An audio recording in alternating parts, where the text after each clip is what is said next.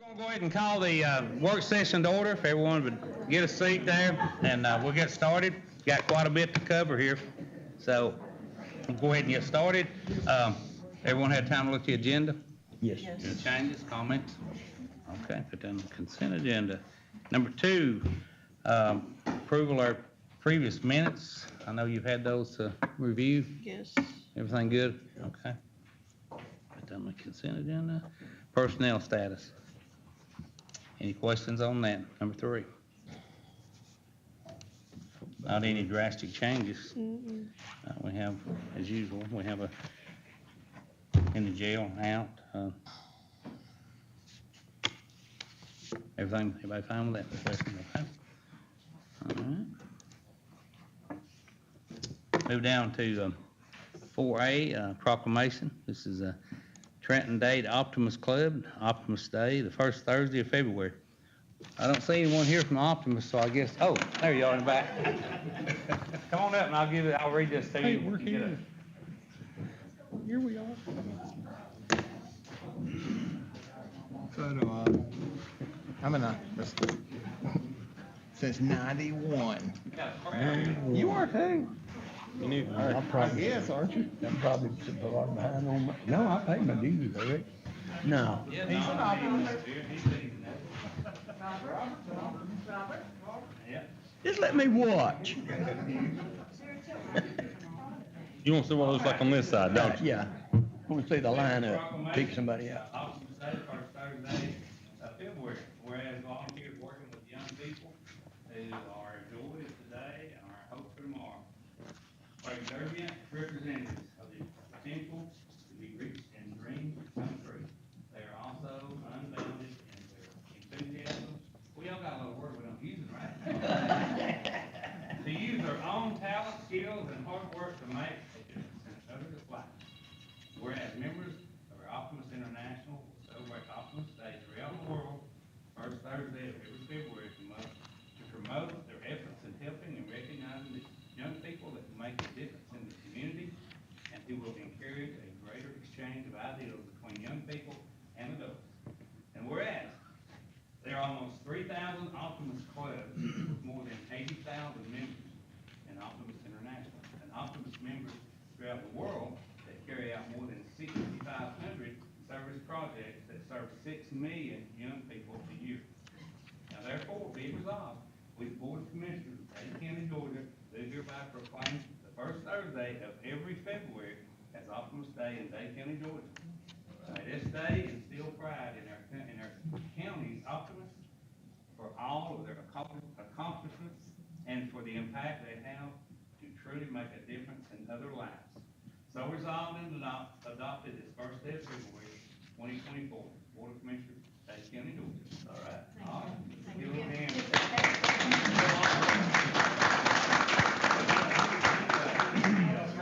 There you go. There you go. Thank you. Appreciate all y'all. She's supposed to be in there. Yeah, she is.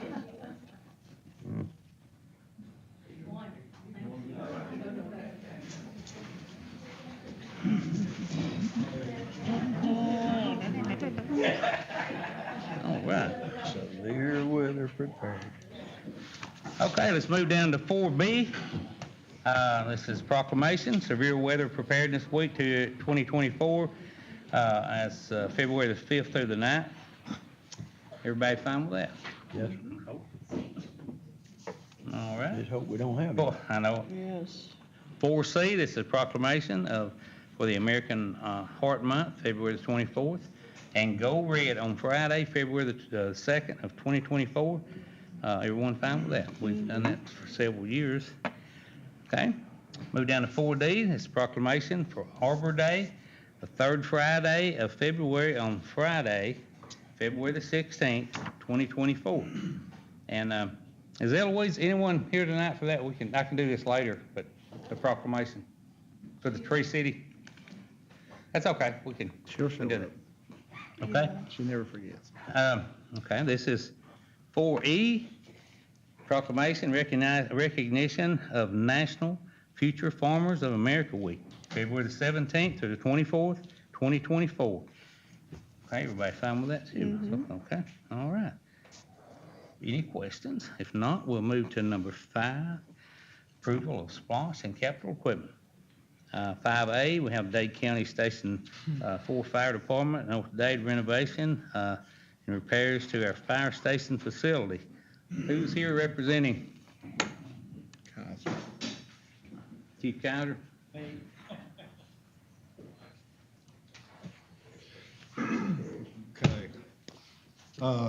Y'all got some pictures of that we gathered up. I'm not gonna try to go through them and explain them. I think they're self, explanatory, so we won't worry about that.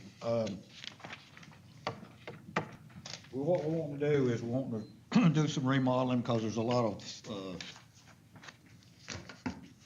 I guess, deterioration and,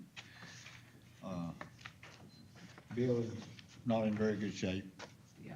We've got a lot of areas that's had rats and stuff in it, and we've been down there working on it, so we want to renovate, demolition of 2 little offices in there in the kitchen area, and the 2 small bathrooms, which are really small. You can't even open the door on one of them. What we want to do is make 4 bedrooms for the guys to stay there during the bad weather, and make 2 full bathrooms with showers for male and female, but we do have some females in the apartment, so. Going to have an open area, kitchen area, and a day room together, kind of like if you've been to our hall, you'll see what it's like. It's all open like that. If you're familiar with the building, there's 2 garage doors right when you come into the first of the building. What we're gonna do with those, we're gonna close those in, put a double door in one of them, and the other one, we're gonna put a window in there where you actually got some light coming in the building. Our plans is, when we get those 2 double doors, which is gonna help alleviate some of the water problems we have down there. We've got some water problems that we're gonna get took care of, but this will help it a lot. We'll still need some work with the drainage on the front of the building. What they did when they paved that down there, they paved it up over to the edge of the building, and the water gets in behind it, and it's got a drip rail in there. What it does, it runs into the building. So we're gonna get with Billy in spring sometime and see what we can work out on that, maybe put some type of drainage system in the front, so we can take care of that. And when we renovate those rooms, we wanna add a drop ceiling, because the ceiling's so high, like we did down here, we added a drop ceiling, which cut our heating bill in half. So that'll help down there too, because right now, we've got one heater in there, in that one room, and it runs all the time, trying just to keep anything from freezing, so. The heat and air will need to be replaced. We'll talk about that at a later date. Probably have to put it out for bid once we get this. All work's gonna be done by our guys. Most of our guys, we got plumbers, we got electricians, we got everybody we need to do it. So we're gonna try to do, most of it all ourselves. There'll be a lot of the structure when we tear it up. We'll be able to reuse some of the wood that's in there, some of the 2x4s that's not been affected by anything. And we're looking at probably roughly, with the demo and renovation, somewhere around 12,000. What we're doing. Now, we can't, you never know what you're gonna run into, but that's just a figure we're gonna put out there. So not to exceed maybe 15? I mean, is that what you think? Because y'all gonna do the labor, you're gonna do the labor I'm yourself. hoping it'll come under that, because Yeah. we're gonna do most of the work ourselves, so. And that doesn't include the heat and air. We'll have to, I'm sure that we'll have to bid that out, so. Well, the building's heated though with, but I mean, is that shop, I mean, that whole big area, is it air conditioned too? Just the office areas where they had that little kitchen, that would be the only thing we'd Yeah, have. 'cause you could do a unit, split unit, mini unit, stuff Yeah, to do if that. you look at the pictures, there's a whole unit sitting out there, but That's a big unit it's a right there. huge thing, and, but like I say, once you put the drop ceiling in there, that goes down. One reason we want to do this, cause if the guy's got a place to go, and sit down and talk, and have a little get together or something, you know, what they do at our hall, we all go there and sit around and talk all day. So that'll have some morale of the guys, and they'll stay there during, like, if we got storms or something, we'll have people there, they'll probably stay there all night, so, and when we have better pictures, so, and that's what we're asking for, is to see if we can go ahead with, you know, go ahead with, the renovation, if it's, however, whatever it comes out of, squash or whatever, I'm not sure how y'all will do it, but that's what Come we're on, asking squash. for, and like I say, there's gaps in the walls, we got places we need to seal up now, all the doors, if you go in there and open the door and look down through the front bay doors, there's cracks in them this wide, that's why we've got 2 heaters out there in the bays that's running full blast too, so. Trying to keep enough in there to keep the engines from freezing, so. But I think, when we're rebuilding, we'll re-insulate all the walls and everything and stuff like that. But we've been down there and started pulling some of the old wall off of it, and there's some good 2x4s and good stuff in there we can use, so we're hoping that's gonna help too, so. That's on Station 4. Now, just to inform all y'all, we've got 7 people on our roster at North Dade now. And our total roster for Dade County, for Station 4, Station 4 is 7 people on the roster, and on Station 4 and Station 1 in Dade County, we got 21, so. That's together, that's combined 21, or you got 21 down here total at this one station? No, that's total, right, Yeah. Dade and here, Isn't that right, Anthony? Yeah, combined. Yep. so, and we're beginning to pick some more people up, it's coming about. We've got 4 that live really close, that's Yeah. been there helping us, so. What would be a full house at North Dade? How many would you want to be down there? All we can Many get. as you get, really. I mean, Okay, It's hard to come by volunteers today. Yeah, okay. The younger I'm generation. just curious, like, if there was a number or something. Well, we gotta have, you gotta have at least 4 on the roster Okay, to be, you know, compliant with state, so. We're at 7, so. And then, combining the stations, we're at 21, so. We'll get there, it's just taking a little time. yeah, oh, yeah, it's hard. And we went in and took everything out of the big part where all the engines were, and one of our guys that runs with us has got a big steam cleaner, pressure washer. We steamed and cleaned all the floors and scrubbed them in there, so. We haven't done anything in the kitchen in that area where we're gonna it'll probably be used for training too, but it'll also be an area for people to sit. We cleaned it, but we hadn't put the pressure washer, because we want to tear all those walls out first. Yeah. okay.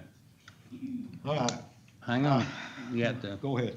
Mr. Hartline, you got, So, you're just looking for 15,000 for materials only, correct? Sir, 15,000, not to exceed 15,000 for materials to renovate we're gonna try our best, yes. and do most of your Most of the work's gonna be done by us, so. Okay. And then the 7 people that's on that roster, are they on Trenton's roster as well, Station 1? Yeah, I mean, So they're on both rosters? Right. Okay. All right, but now there's, like I say, there's 4 of them down there now that's right there, so. okay. And then, I guess it would be a question for you. I would like to see at some point in time, a list of the names, and then, do y'all keep track of the people that goes to the calls? Oh, yeah, we have to. I'd like to see a list of, say, the last 6 months of, I'd like to see the names of these people on these rosters, and I'd like to see the names on the last 6 months of who's went out to calls, if you can do that. Okay, that but we haven't been there 6 months yet. I'm talking about for Trenton, yeah. Oh, okay, because it's the same people, yeah. correct? I can get Ansel, you can get that for us, can't you? Don't you have that? Don't you have that? What's that? I feel like I've seen that. I can. For the last Yeah, they 6 can pull months, it give me up. a copy of the Yeah, names that's of what who's they went turn through into the call. ISO. Yeah, We put the government in the call. Okay. I'm good with Okay, 15. all right. Mr. Bradford? yeah, I've talked about this and looked at it, and Okay. I'm completely good with it. Mr. It Goff, you got needs any to questions? be- I'm good with it. I just hope they can do it for that or less, but Well, they got Get a lot of help, volunteers. you know, I yeah. get some some more help when you get started. Yeah, when there's some material like you said they use, you know, it's saying something. Let me say this on the, if it's 15, that's really close to threshold there for, as far as SPOS goes. So if it's a true renovation, then we're okay.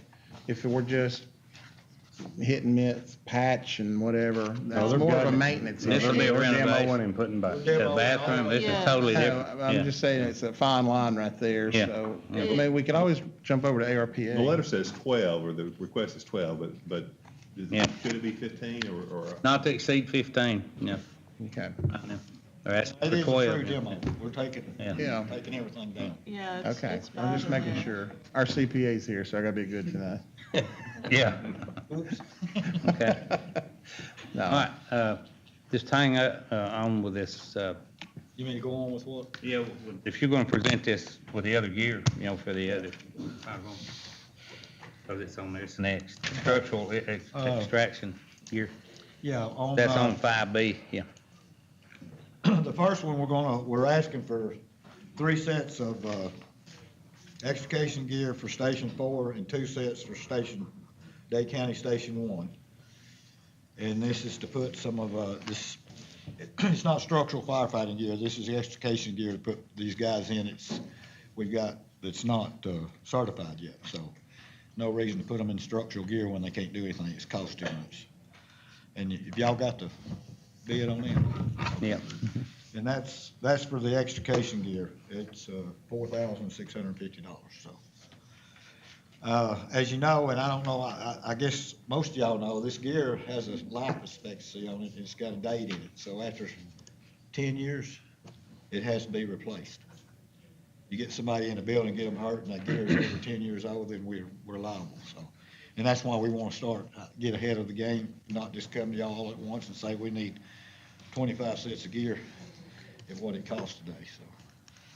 Now, for structural firefighting gear for the Station 4, we're asking for 5 sets. And Station 1, Dade County, Station 1, we're asking for 5 sets there. So, and that's from head to toe. You're looking at, and just to give y'all a quick breakdown, and I don't want to take a long time, you're looking at $1,850 just for a coat. I mean, you know, and when you start figuring that, you're looking at $1,200 for pants. Then $435 for boots, $120 for gloves, and the helmets are $445. So, you know, you're looking at $3,000-4,000 to equip one man, so. And the total on all that for those 10 sets would be $40,800.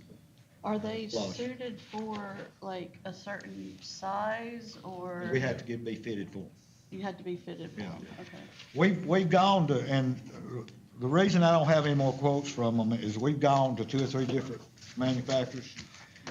We've been with this company that we buy our gear from since I've been here. The other companies can't guarantee us any certain time, a year or more for delivery. This is in stock. Now, if there's some of it that's, you know, like Ansel and a few others got longer arms than I have, they'll have to, you know, it'll have to be fitted, but they're looking at, probably in 3 or 4 weeks, we'll have part of it, and then after that, it'll be another, maybe a month or so before we get the rest of it. But we're just wanting to get started. And we need this in North Dade, because we can't, the people down there can't run to Trenton, get their gear and run back down there. We just need structural gear there for them. Right. I mean, I carry mine, Ansel carries his, but not the other guys don't carry them with them. They leave them at the station, so Yeah. that's why we're asking for it. That's understandable. And, I think Rodney's got, Yeah, we got on the same quote that they got on the extrication gear. We don't have any extrication gear. And it does save on your regular turnout gear when you start cutting on cars and stuff. And we're looking at 10 sets. I think y'all got the sheet on there. Did y'all get it? Okay. I'm hoping that can come out of the old splosh. We had a little bit left. I've talked to Don about it. Well, now, we talked about it, but now if we use all your money for the The trucks. truck, right? That's what I understood, I don't know. That's what I'm not sure about. Oh, no, The old splost and then the new Three splost, departments, that's gonna wipe out your, Okay. but, I- not my decision, it's this board's decision. But that Well- I mean, as far as ARPA or, But we're talking, when we say, we're still talking about the 15 splosh. yeah, when I say And it 15 needs, splost. if it's not, it needs to be, that needs to be used before. Right. It's just, I mean, we're in 24 now, when you think it's, just, to So if me, we it doesn't make use- sense to leave that pot of money. It's not a greatly big pot, but to leave it out there. So they got the truck, the pumper truck, what, 3 months ago? I don't The know, three. 2 or 3 months ago. 3 million, yeah. And it was for, I mean, if we utilize the old splost and the new splost and then the ARPA funds, it takes all three to buy a truck. Yes, for sure. Yeah, So this would be on top of that. that's correct. Okay, I just want to make sure.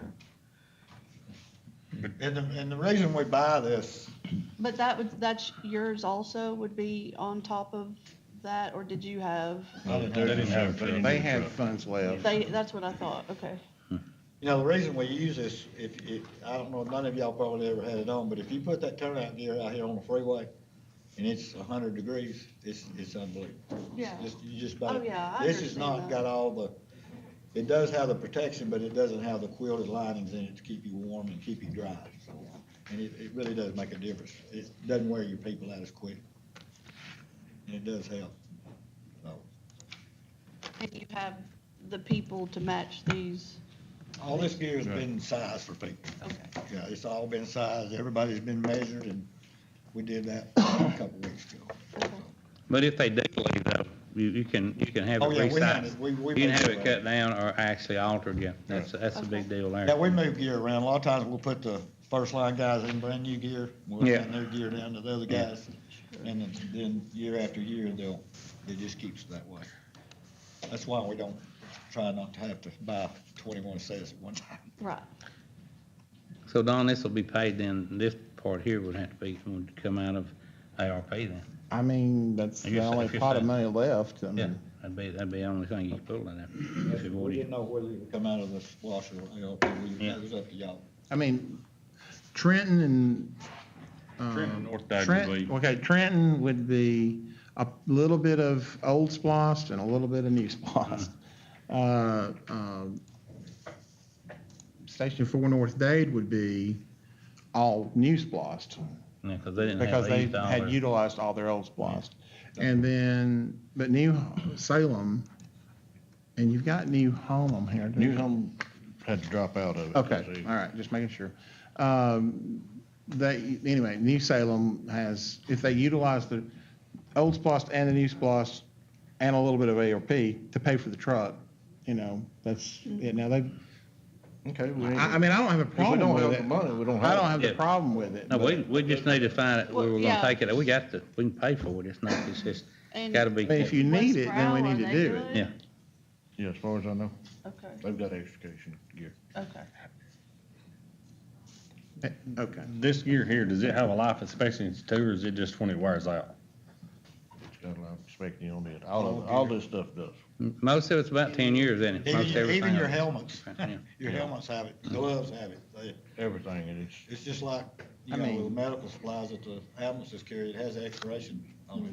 I mean, it depends, right, if you are in a bad situation. It it's not, maybe not male, but Well, it depends on the acid or, Yeah, I mean, some we run kind of bad stuff. $18,000 worth of gear over here about 10 years ago when that Right. truck turned over with acid.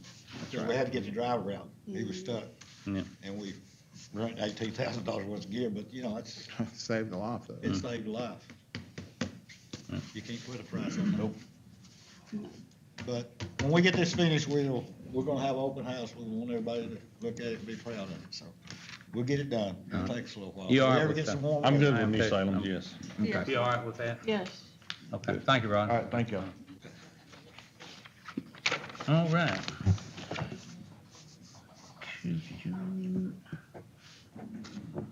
Mr. Stone, Industrial Development Authority.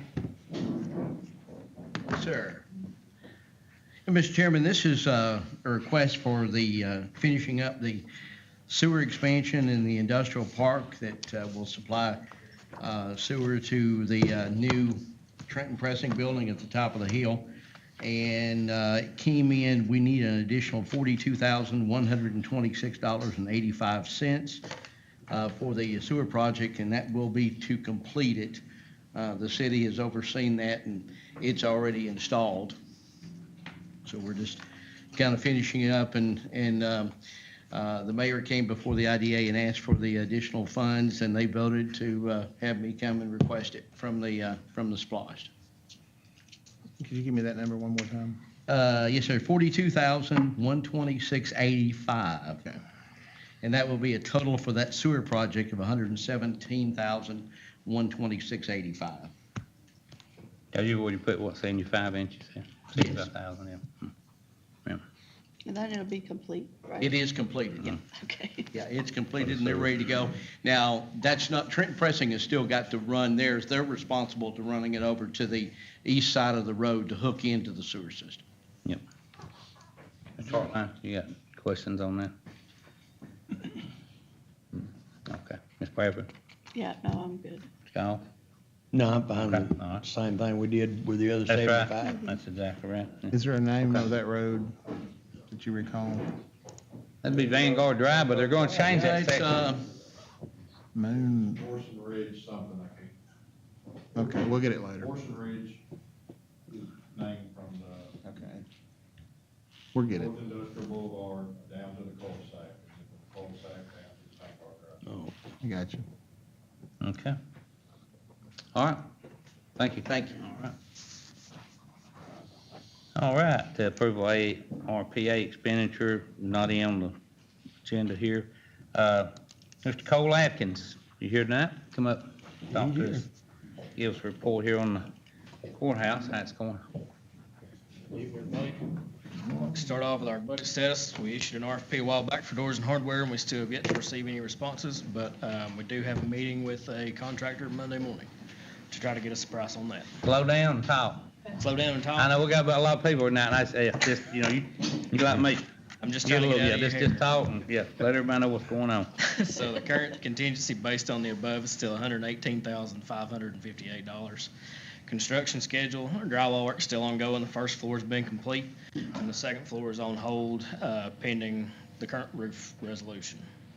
So our lighting installation is still continuing. We have demoed some wood floor up in the meeting, or what is to be the meeting room on the second floor to do some patchwork. That's also been completed.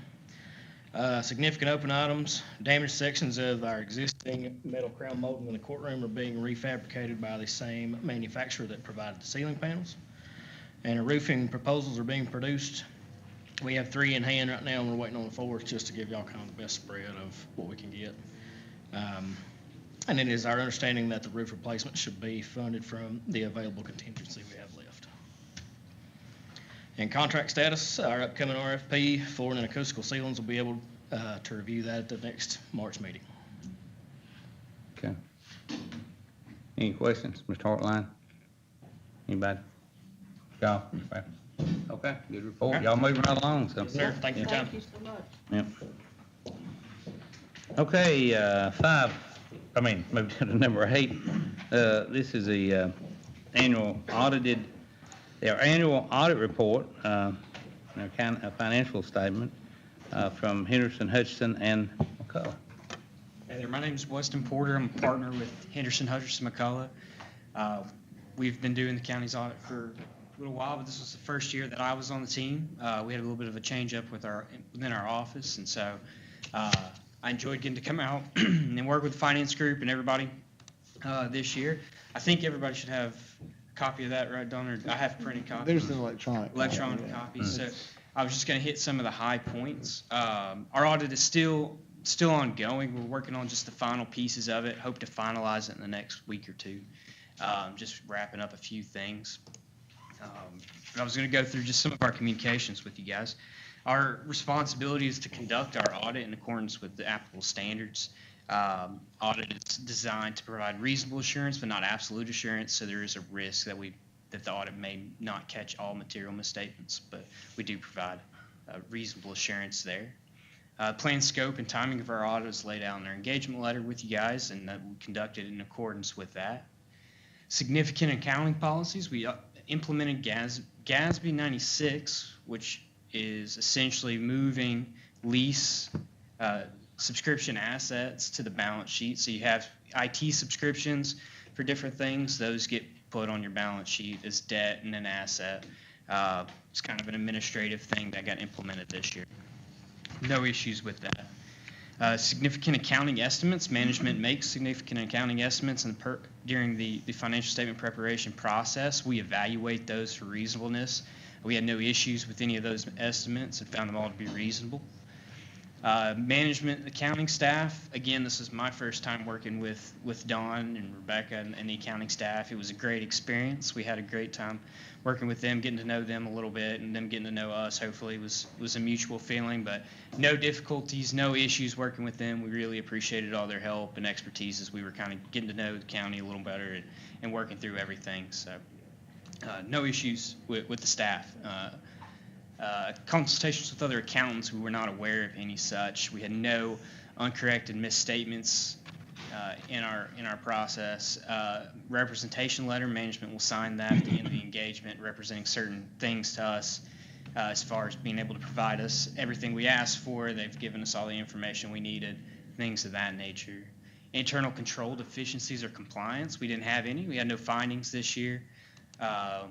Again, everything went well. We didn't have any issues as we were working through our process. Fraud and illegal acts. So our audit is not designed to catch fraud, but if we did come across anything, we'd bring that before you. We did not. We don't have any issues where we think there may be fraud. Nothing that gave us pause on anything related to that. No difficulties or irregularities noted during our audit, and no significant matters addressed with management. So. Again, everything went well with the audit, no significant issues, no findings, all good things. Just to hit some high-level highlights here. Balance sheet, looking at total assets of $9 million. $4 million of that in the general fund, $3 million in capital projects. ARPA fund, $1.4 million, and big pieces of that. That is right around what it was last year. Last year was $9,064,000, so right on track. Not a whole lot of change there. You'll see total liabilities and inflows of $2 million, with 1.4 of that sitting in the ARPA fund. And what that represents is ARPA funds that you've received yet not spent. So we don't recognize the revenue for those funds until you spend it. So it's sitting there on the balance sheet as an unearned revenue liability of sorts. Total fund balance, $7 million, with 3.5 in general fund, $3 million in capital projects. That total fund balance of $7 million is up 26% from 5.6 last year. So all in all, the county is looking stronger and doing a great job managing that fund balance. The next page goes over some revenues and expenditures, changes in fund balance. Total revenues of $19.4 million, with about 75% of that represented by taxes. And then you have some charges for services, grant revenues, other things that make up the balance. Total expenditures of $18 million, some other uses and sources, and a net change of $1.4 million in fund balance from this year to last year. Budgetary highlights, total revenues, and budget to actual were down. Actual was less than the final budget by about $90,000, but at the same time, total expenditures were under budget by $379,000. So did a good job managing expenditures as the revenue was a little less than budgeted. So no major impact looking at that. Other financing sources at the bottom, you'll see is a little out, but what that represents is transfers, sale of capital assets, things that you don't necessarily budget for, as they're kind of extraordinary items. Last slide, what we typically like to look at is general fund. It's your main operating fund for the county, and so we kind of use that to judge the financial health of the county. So what we do typically is we'll look at your fund balance related to total expenditures for the year, and we'd like to see around 3 to 6 months worth of expenditures sitting in fund balance. That's kind of a rule of thumb that we look at. Right now we're sitting there at 28.4% or 3.4 months, so within the range. And nothing that gives us pause. Sometimes we see that fall pretty low, And I think the county's had some history with lower fund balance, but we have no concerns there. We like to see fund balance in that range, and you guys are right there in it. So no worries from us on that side. One thing that we did look at this year was ARPA funds. If the county spends more than $750,000 in federal grant money, they're required to undergo a single audit. There was a bit of a carve out for ARPA, where if the only reason you hit that 750 is due to ARPA, you get to do what's called an examination engagement. The county hit that. The only reason they hit the 750 was due to ARPA. So we did one of these examination engagements. And what that is under traditional single audit, we really look at the controls, really dive deep into all the federal programming, and it's a pretty involved process. The ARPA allowed us a little more streamlined purpose. So we evaluated the controls, we looked at what they were. We didn't do a whole lot of testing around it, as it's not required. What we did do is we tested the compliance, making sure you guys spent the ARPA money on things that it was allowed to be spent on. We had no findings. Everything was in compliance. No issues with any of that. So we felt comfortable that you guys were doing things the right way, which is tough with that ARPA money when it first came out. They give you a bunch of cash and then tell you a few months, a year later, what you can spend it on. But the county did a good job managing those funds, have spent it on appropriate things. I imagine we'll have the same, either a single audit or ARPA engagement again the next year, depending on where the grant funds come from. But we had no issues with the engagement this year, no findings, no significant issues that we've come across. I was mentioning earlier that federal grant funds is a bit of a hot topic. As you guys start receiving more and more of these funds, there's more available, which is great. But there are strings attached to those dollars. So making sure you're on top of the processes and procedures around managing that money, the people who are handling, not just in finance, but in the different departments, understand the strings that are attached to those is key. It's definitely a risk area as you move forward and get grant funds. So we didn't have any issues. We didn't run across anything that would make us think that would be an issue for you guys, but it's definitely something you can't let up on. So I would encourage you just to continue to stay, and again, not just at the finance level, but at the department level, anybody that's handling those funds or in charge of directing those funds, making sure they're aware of their strings attached. But all in all, it was a great experience. We had a good time working with Don and the team, and I enjoyed being out here for the first time. We still have a few weeks probably before we wrap it up and really put a bow on everything and finalize it. But we don't anticipate any changes or any significant issues based on the amount of work that we have left to do. So does anybody have any questions? Kind of ran through that, but. Any questions? Okay. Thank y'all. If we do, we know your number. Hey, Don's got my contact information, so if you do have it. anything come up, just feel free to reach out. Okay. Thank you. All right, thank you. All right, appreciate it. Thank you. All right, Mindy Hayworth, are you here? She's here to talk to us about the story walk at Jenkins City Park. She is director of our Dade County Public Library. Hi, y'all. Thanks for having me at this workshop session. Getting a story walk in Dade County is just a project. It's something that's been near and dear to me for the last year or so as I've been thinking about how to implement it and get it funded and things like that. It looks like we're getting all of our ducks in a row, so we're going to be able to make it happen this year. I wanted to come to y'all as a courtesy to let you know originally this plan was to go onto some Dade County property. We were going to try to do the Town Creek Trail, but we've consolidated a little bit to just have it in Jenkins Park. But I just wanted to make sure, you guys were well informed and that you saw the proposal of this project before we, started moving forward with it. So a little bit about a story walk. It's a series of permanent signs that feature the pages of children's storybooks. And the plan is to have 18 of these frames purchased and manufactured and installed by Dade Fabrication, which is a local company here. He gave me, I got 3 bids, and he matched some of the bids from way out of state. We'd have to have them shipped from the Northeast, so we're really excited to be able to work with Alex from Dade Fabrication. Each frame will house panels. And what we've decided to go with is there's these projects that you can purchase from. It's called Curious City or Banacom Signs. What they do is they get the copyright for the rights for these storybooks so that we don't have to worry about those issues. And they work with us to design these projects to fit in our signs with the copyright for up to 5 years, if not more, to be able to display these signs on a seasonal basis. The signs will feature a spread of the picture book with a companion reader engagement prompt, and each Storywalk project is customized for us when we purchase them to thank sponsors and deliver community messages.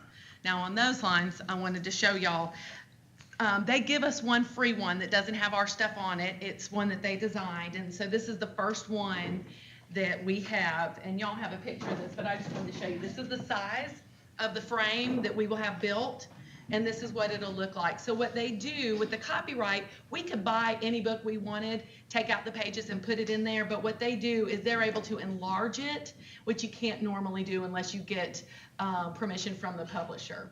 So these particular ones that we're gonna purchase from them, they're gonna look just like this. So I printed all 18 pages of this first one that was free. And again, this is where the community messages and the logos will go of any of our sponsors that we would have that wanted to sponsor a particular story. And that would be the first one that just introduces the story, and then this would be page 2 as you went along. And as you can see, it's the actual storybook, so you can read the story, and then there's prompts to go along with the story to get you motivated, active, and thinking about different things along with the story.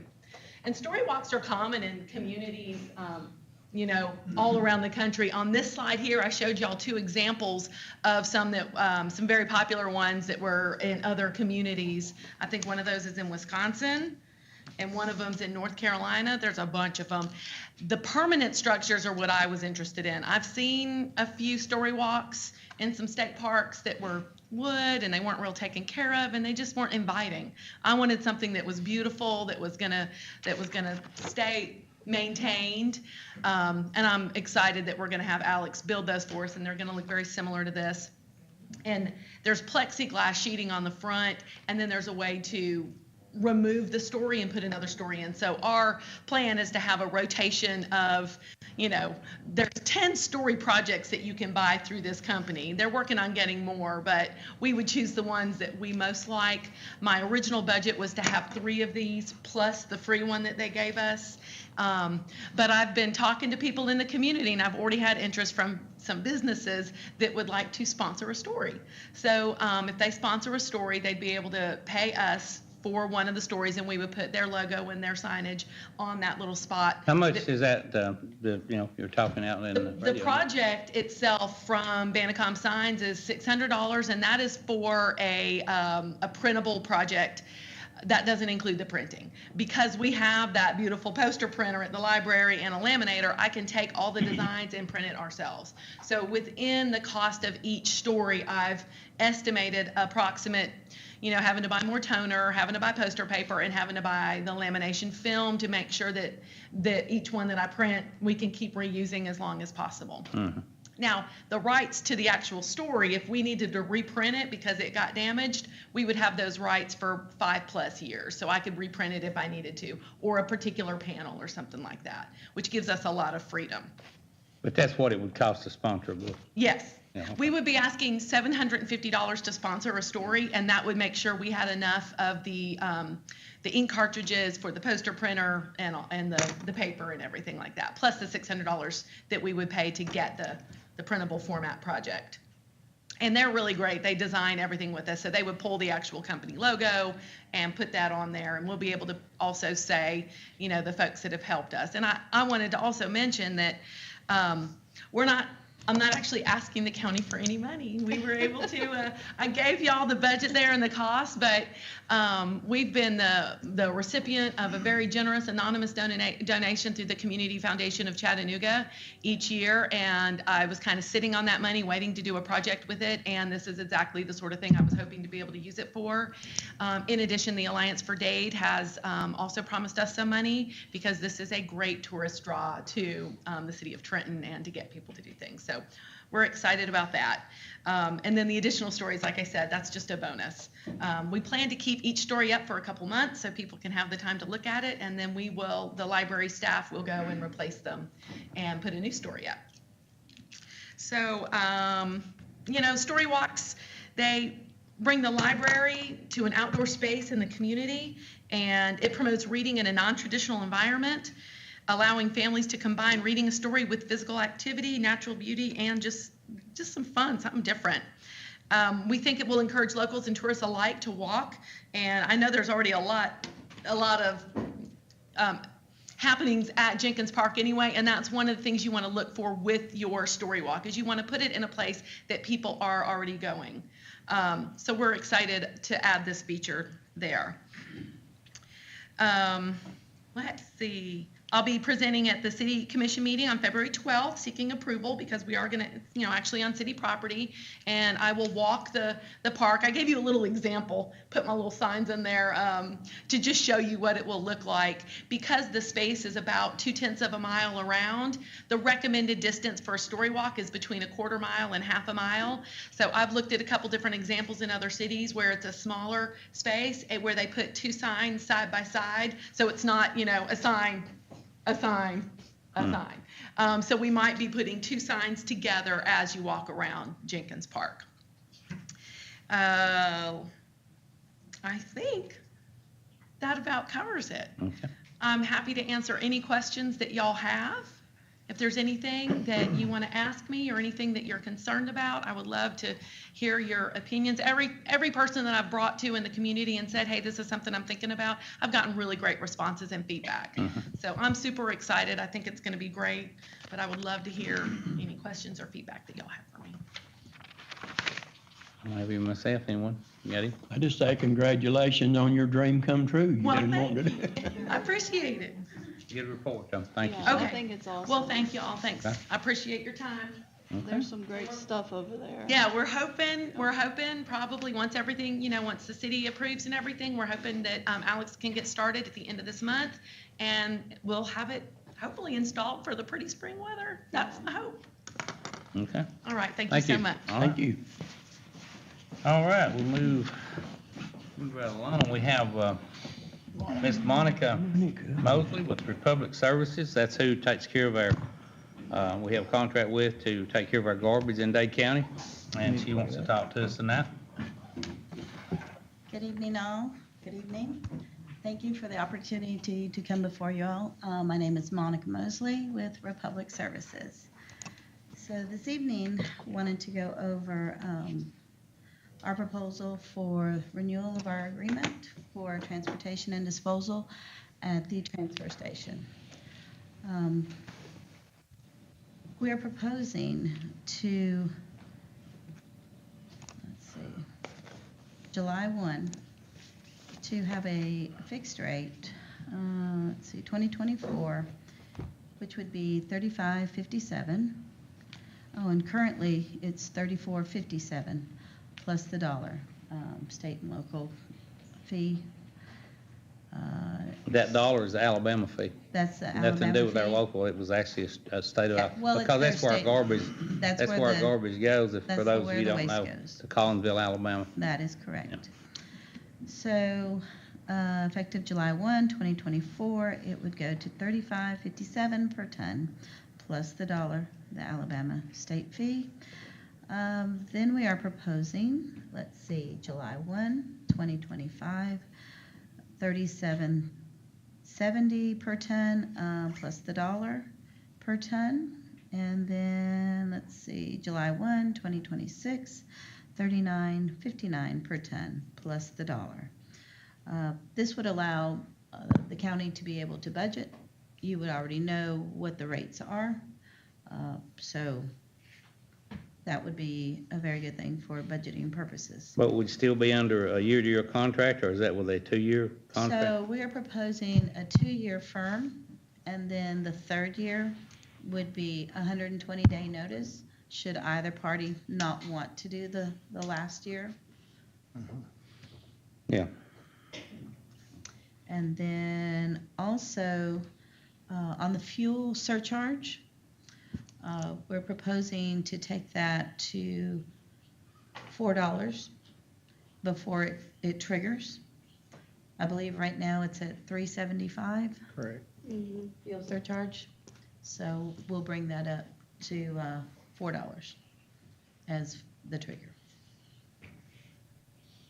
And then we're proposing also to move from water, sewer, trash CPI index to garbage and trash index, because that more fits what the project's about. It's what we- Transportation and what we're going, disposal. yeah. Yes. Okay. And I believe that's it. Are there any Bill, you questions? got any questions on it? So we've done away with the 4% cap then? Yes, because we've notated the Okay. rates. So that means that they can be budgeted, and those will be the rates. And again, it would be firm for the first 2 years, and then, of course, either party could notify that we don't want to do the third and renegotiate or whatever you'd like to do.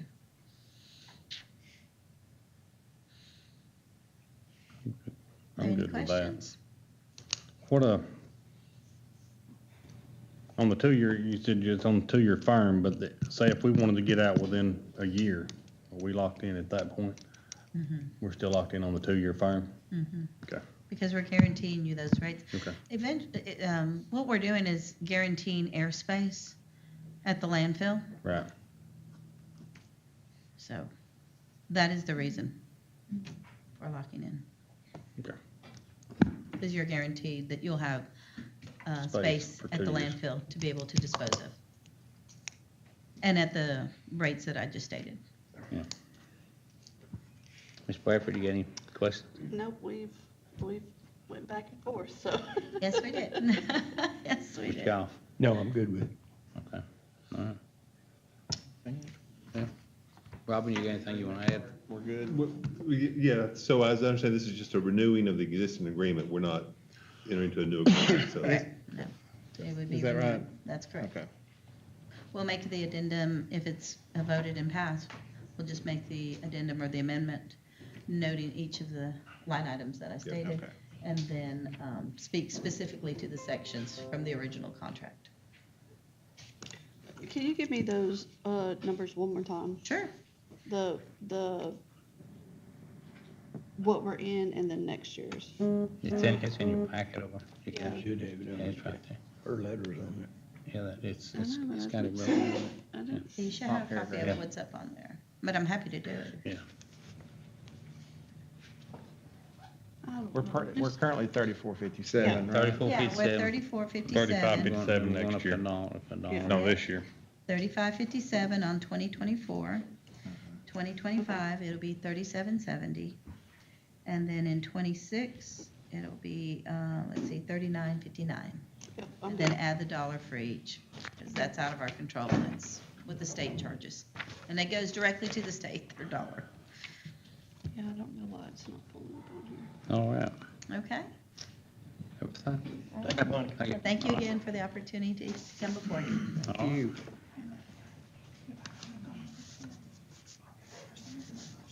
Yeah, it's Okay. not pulling up, I don't know. All right, let's move down to number 11. This is a resolution R-08-24. We did have a public hearing before our meeting this evening to abandon a portion of Pleasant Hill Road. This is our final meeting on this. Any questions, comments on that? Nope. All right, we'll put that on the consent agenda. All right. Number 12, this is a discussion only. This is a consideration of a amendment to the ordinance 11-1909, the subdivision ordinance regarding extension of public sewer. Philip, you want to? Yeah, so it's come to my attention that we've got, since we've had sewer extended out into the county now, we're starting to get homes to tie on to it. As a builder, he will call the city to get permission to tie onto the sewer because it's their sewer plant, but nobody's regulating what's happening when the builder starts building the houses.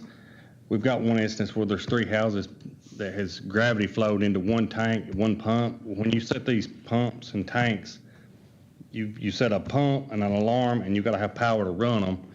If it goes bad, everything's fine with these 3 houses these people have done until something goes wrong. And then they're gonna be coming to us, because they're in the county, the houses are in the county, and they're gonna be on us because they're gonna say, well, we're hooked to sewer, but the sewer doesn't work.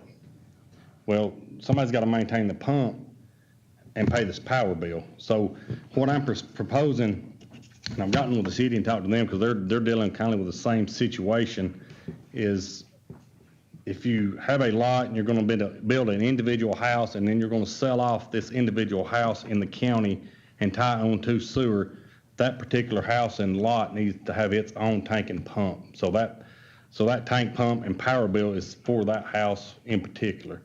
There's another area where they're building houses now and they're doing the same thing. They're going to gravity flow these houses down into a bigger tank with a duplex pump.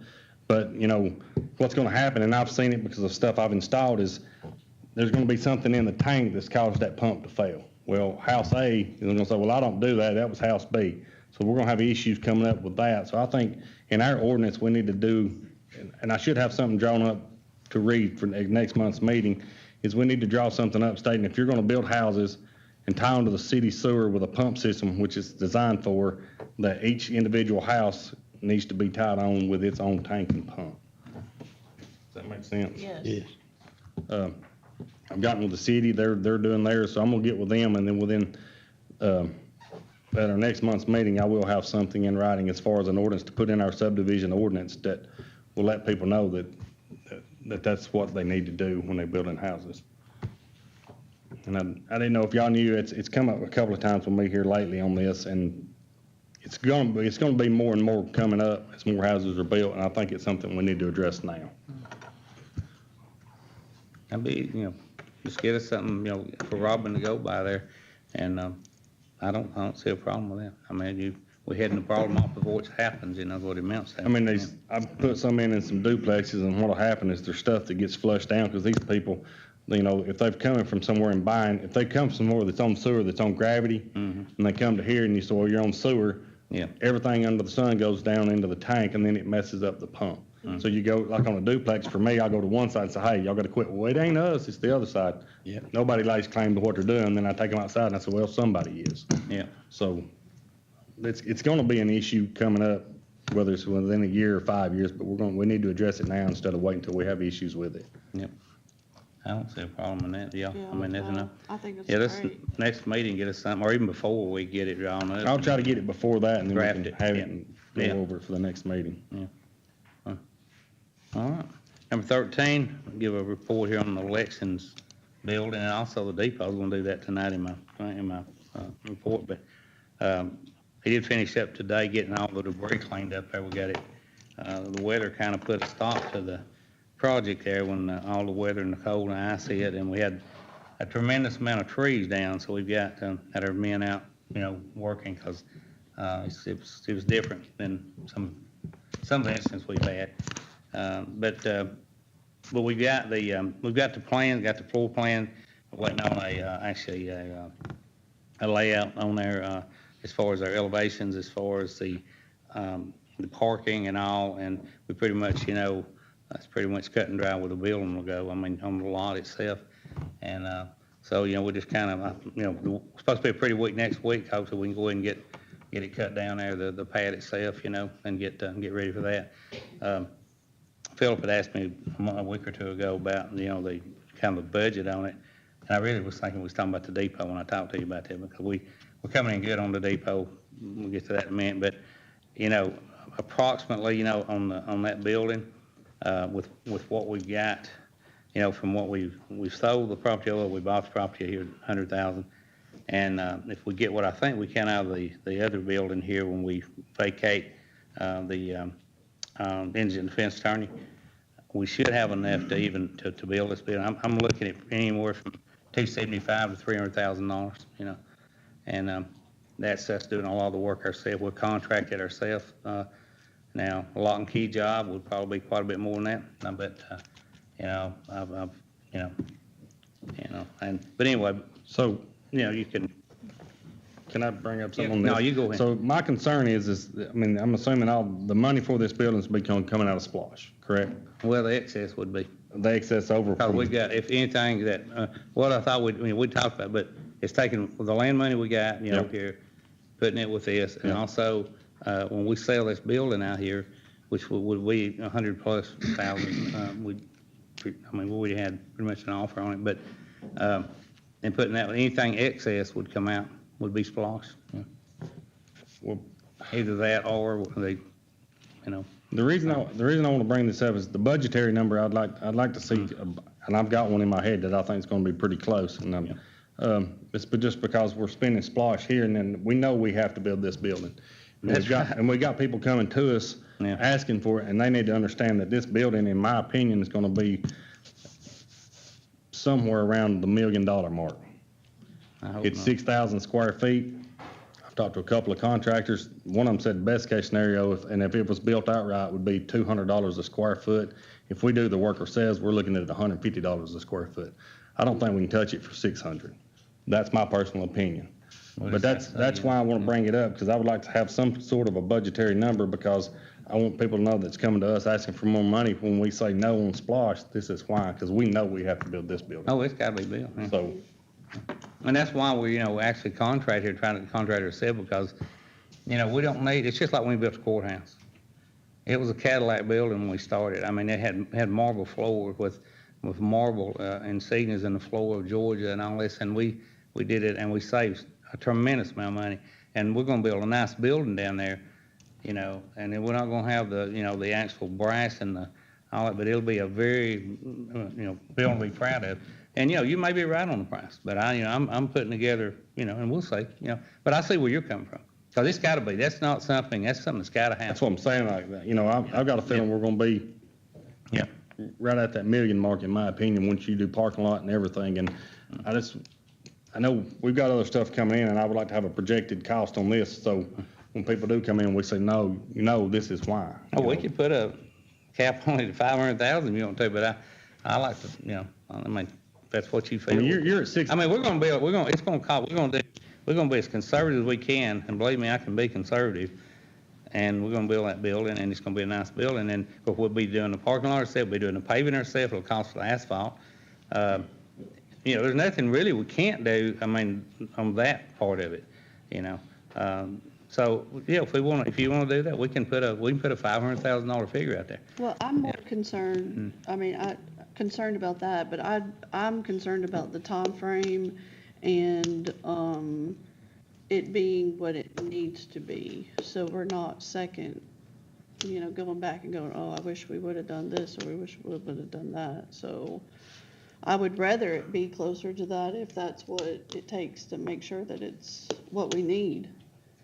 We're gonna build what we need, because we went over and over it with the elections and with the state, and it's gonna be built just like we gotta have it, as far as handicap access, the units, the actual spacing of the units, everything's laid out, and we actually kind of copied some of it off of a new building down there, and so, no, but we just don't, we're not gonna do an open checkbook on it, we don't do that, and y'all know that, but we just wanna build this thing and get it done, and, and if that's what you feel, we can, it's a number.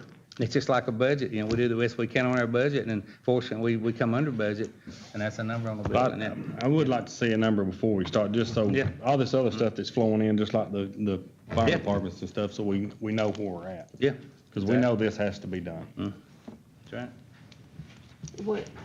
What is there available for, have we looked at that? Or? Well, I mean, we've got 2.8 million in the bank. So, I mean, we're okay. Yeah, but budget-wise. Well, I mean, I'm not saying, I'm just saying that's what we got in the bank. That's for all SPLOST projects, though. Yeah. Yeah, I just feel like the sooner we could get it, the better, so. Well, we're moving on it, as soon as this weather breaks, but another thing is actually the depot, we're gonna come in, I feel, real close to our budget on it was our insurance. Mm-hmm. And we saved so much on it because we went in, we thought we were going to replace all the upper part, structure, We came into all that up, we got to reuse all the metal. All we did, we put decking on it, Inside of it now, they're popping walls down, and we're gonna be real close to what our insurance, so that's good. I mean, So, Biggest thing that building needs is insulation. it's gonna have it. It's got the spray, Because it's gonna be a good, yeah. Old leaky building, but yeah. Because there was no insulation whatsoever in the Right. walls. No. And parking lot. Y'all got anything else you wanna Parking. bring up or anything while we're in work session? No, I don't. All right, we'll go ahead and we'll adjourn the work session, take about 5 minutes, and then we'll go into our regular meeting.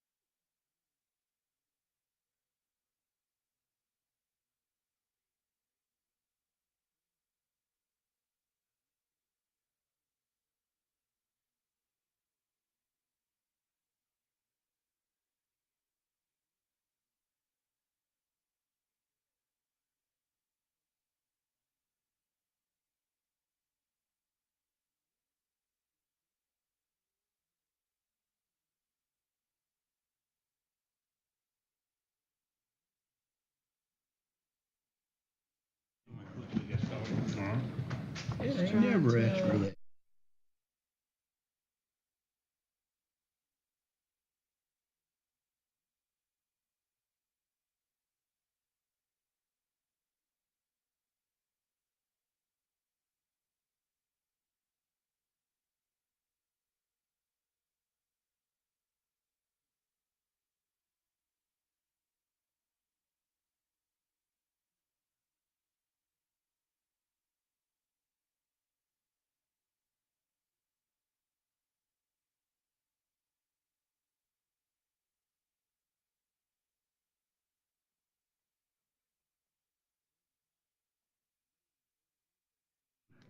Being here on this February the 1st, 2024. Sounds like a science fiction, I mean, it just don't sound right to be 2024. But we appreciate everyone being here. As always, before we start our meeting, we asked Robert Goff here to lead us in prayer and also the Pledge of Allegiance. So if everyone would stand, we'll get started. Before we pray tonight, everybody that's used to being here knows we have a seat empty over here where Lamar Lowry, our commissioner from the north end of the county, usually sits. He did have surgery, a little over a week ago. Everybody knows he had the cancer, the pancreatic cancer, and they did his surgery. He did have little complications. He's back in the hospital, so about all we can tell you right now, and shouldn't be able to tell you more unless he tells us we can. But that's okay. He just wants us to remember him in prayer. Also, Kathy, his wife, caregiver, taking care of him through this difficult time in his life. There was some good report on his surgery, so we hope that's still all good. And he'll be back with us as soon as he possibly can. So let's remember him in our prayer tonight. Heavenly Father, we thank you as we come before you. We thank you for being with Lamar through this journey that he's been on. And we know, Lord, that there's countless thousands and thousands that go through it every day. And Lord, we just thank you for bringing him to this point, and we just pray that you would continue to go with him and Kathy as he continues to mend and to heal. Father, we thank you for his service to this county, and Lord, he cares. If there's any one of us in this up here that does, he cares about Dade County. So Lord, we just thank you for him and ask a very special prayer tonight in his behalf. Father, we pray for our county, we pray for our nation, we pray for our world. Very difficult times going on right now in our own country and around the world. We have men and women deployed to protect us every day, and we pray you would be with them, Lord, bring them back to their families and their homes safe and sound. We pray for the families of the three Georgians who were lost just this week in the drone attack. We just pray, God, that somehow you would put your arms around them and comfort them and let them know that there's a nation that is grateful for them, a nation that's praying for them tonight, that they would have peace and comfort in the loss of their loved ones. It shouldn't happen, but it does. But Lord, just be with them. Father, bless everything we do tonight, everything we do to bring this county together and do the very best we can with the funds that we have and with the things that we have to do and some of the things that we need to do and some of the things, Lord, that we really want to do because we feel like it's the best for our county. So Lord, just bless everything we do that it brings honor and glory to you in some way. We give you the praise in Jesus' name. Amen. Amen. Salute the flag. I did the same thing. I pledge allegiance to the flag of the United States of America and to the republic for which it stands, one nation, under God, indivisible, with liberty and justice for all.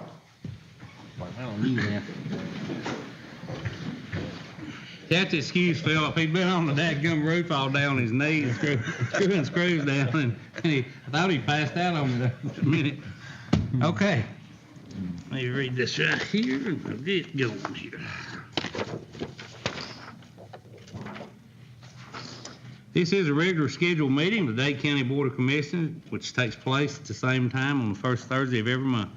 Proper notice of this meeting was given our legal order and posted in our hallway. This time I do need a roll call. Mr. Hartline? Here. Mr. Goff? Here. Ms. Bradford? Here. Chair is present. Mr. Lowry is absent. Okay, we got 5 minutes per person. Anyone want to come up and talk to us tonight? Oh, we got one? Okay. Let him come first then.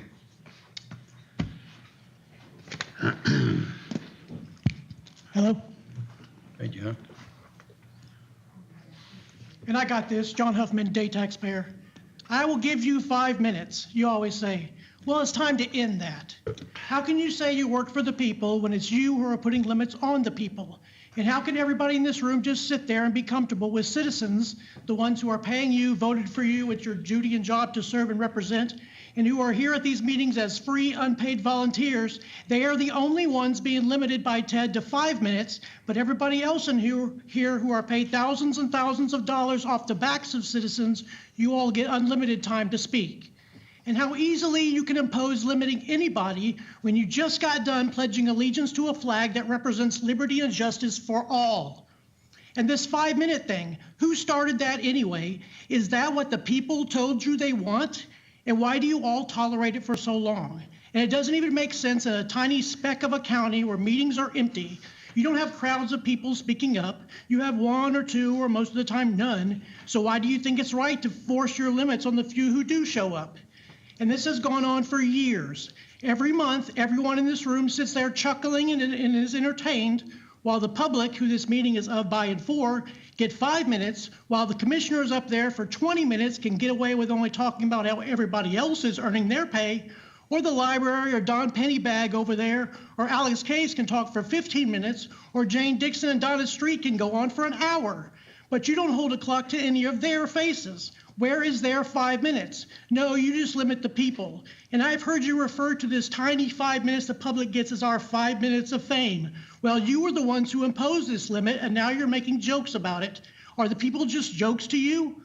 And you're so proud and unbothered that nobody shows up here, instead of realizing it's not because so many people out there don't have real problems and things to say and want their voice to be heard, but because you have laughed at and ignored and cut off so many for so long that you have created a culture here where nobody wants to be anywhere around you unless they are on the take.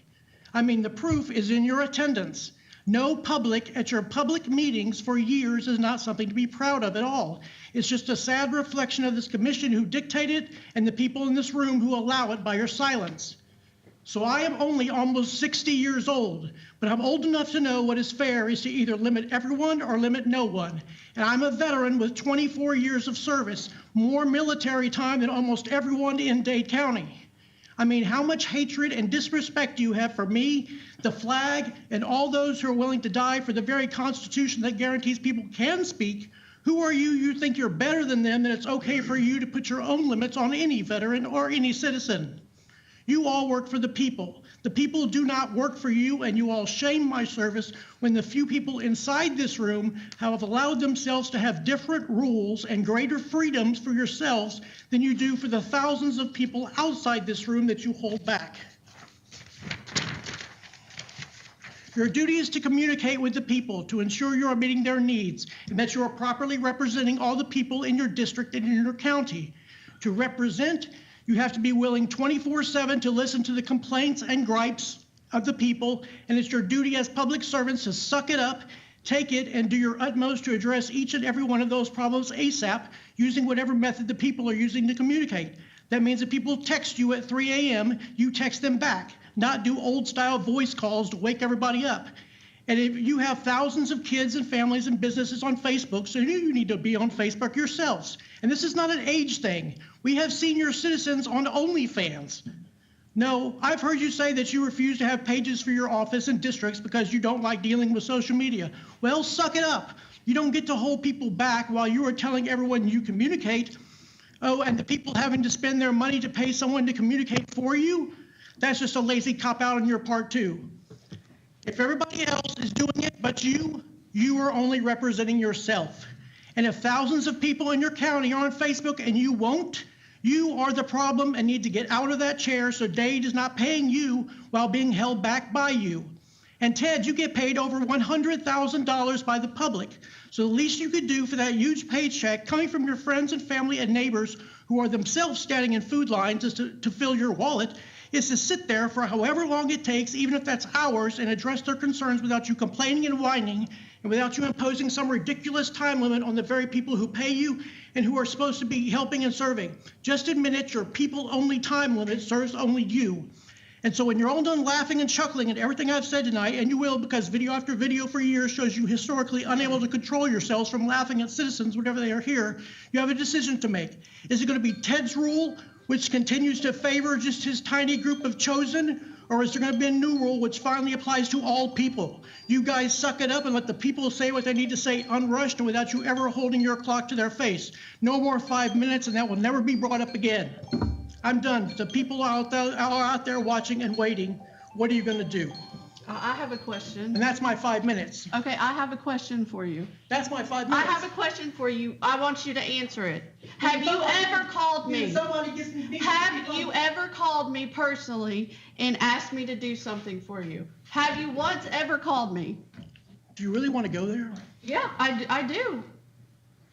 You have never called me. Camera, do you or really want me to text go there? Go. Say whatever you want. You have never, ever called me or talked to me. Okay. If I do a public record search for you, go for it. You have what does it emailed the say? group. If I do a public You have record emailed search the for you, group. what does it say on your marriage license that your last name is? It says Melissa C. Bradford. On your marriage license? Yes. Okay, if that's what you say. What does that have to do with you calling and speaking to me about It something? has to in do with public? the fact that, one, your last name was what you got into this office.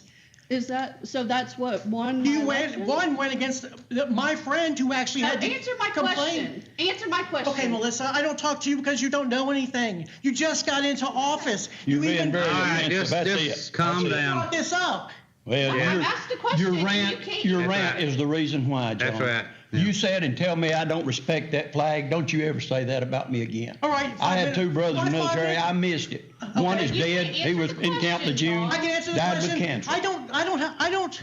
You Don't can't come in here answer the ranting. question. I don't think you can do anything for me, Melissa. Okay. I really don't. Well, then You don't. even posted your Don't say those things You because posted they're not true. You posted you're running for re-election, and the only thing that you said was, in 4 years of experience, the only thing you said was, well, I went to training. The people paid for your training. That's what you did. What did you do while you were in office? Let's see. The reservoir that turned into a pumpkin patch, that's on you.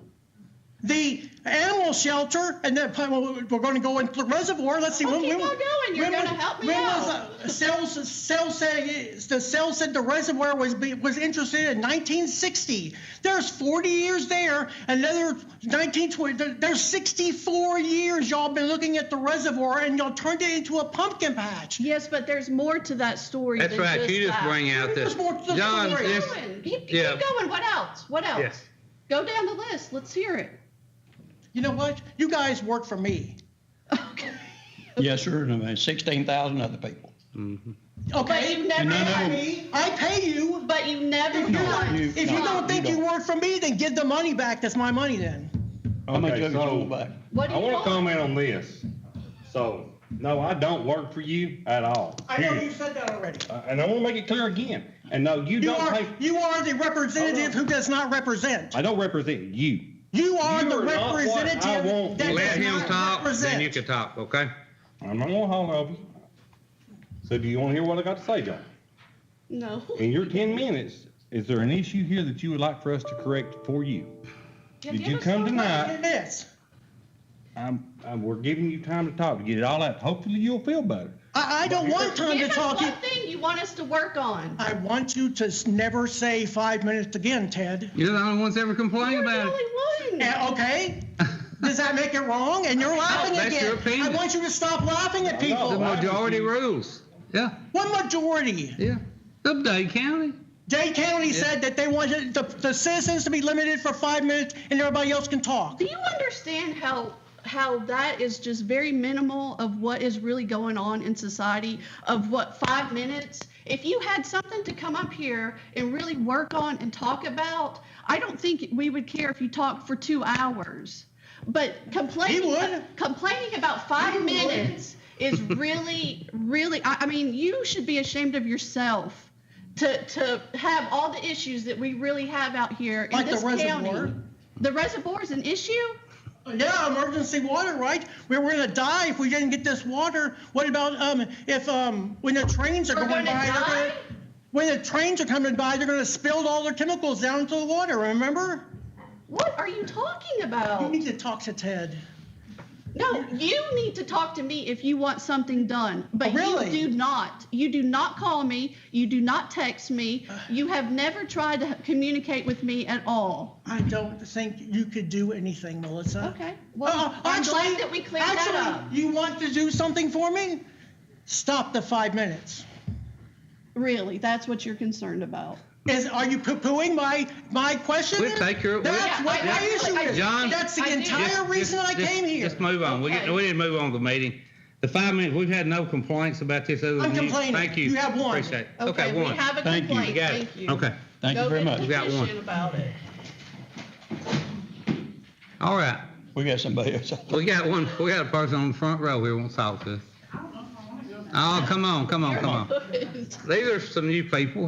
They've been here 13 years, so they're not really new, but they have a concern, and they live out on the mountain here. So just tell us who you are and what you. Good evening, my name's Tom Hyde, this is my wife Melissa Hyde. We live up on Sand Mountain right behind Mabby Gap Church in that area. We've been here for 13 years, and for the past 3 years, we've been dealing with a disgruntled neighbor, and we've come tonight because we've called the police several times this week and past weeks. She's been playing her music, sirens, all kinds of stuff. Roosters, chickens, whenever. Anything to terrorize us with. She's basically using noise right now, music till midnight, keeping us up, and we're talking 200 yards away. She's got music blaring. Pointed at our house, it shakes. We're having to have new windows installed. We're doing everything we can to Yeah. ignore, but when we do call the police and they do come up, there's nothing they can do because we don't have a noise ordinance. So we would like to have some kind of amendment I done. thought there was something in there that was at least, No, there's nothing in there. Chapter 34, section 3482. Article 5. We kind of did a little bit of research. There's some stuff in there about, for funerals, the funeral home, being, you can't play loud music around them, but there's nothing for an individual or a homeowner or somebody in private residence. She's basically using the lack of the law against us. So That's what we're proposing, we're amendment asking to some kind of for noise some ordinance. we Something don't- that's fair. Yeah, we're not asking for time restrictions or anything, but Yeah, just just- maybe some kind of repetitive, you're not allowed to harass private citizens with repetitive noise. is she a homeowner or? She Yes. is, yes. Yes. And she's a known troublemaker The- within this community. Robin, could you work on that and just see give us some options of what maybe look and do some research on? We looked at the past, I think that there's a private nuisance. Yeah, that's what I thought. Action, but that's all we have on that. We're actually going to court Like on the the 12th. third time. For the third time. Oh, really? So, Yeah. it's just, we had a peace warrant done the first time, and after the peace warrant's over, it's right back to, Well, even during the peace Peace warrant, warrant, yeah. they told us not to call the police because we were calling so much to try to get them to help us. Yeah. but And so she stopped playing music and dragged roosters behind our bedrooms so that they would go off. put it right on our fence And line. dogs and, All kinds of stuff, but Yeah. we're here basically to get a noise, that's the main focus, is some kind of noise ordinance. Let us look into it and see, and To help us we'll get with back that. with you after we'll let our attorney look at it and see, okay? All right, thank you. All right, thanks for coming. Sorry it's normally not like this, but, we appreciate y'all coming since it's your first meeting up, but we do appreciate you. All right.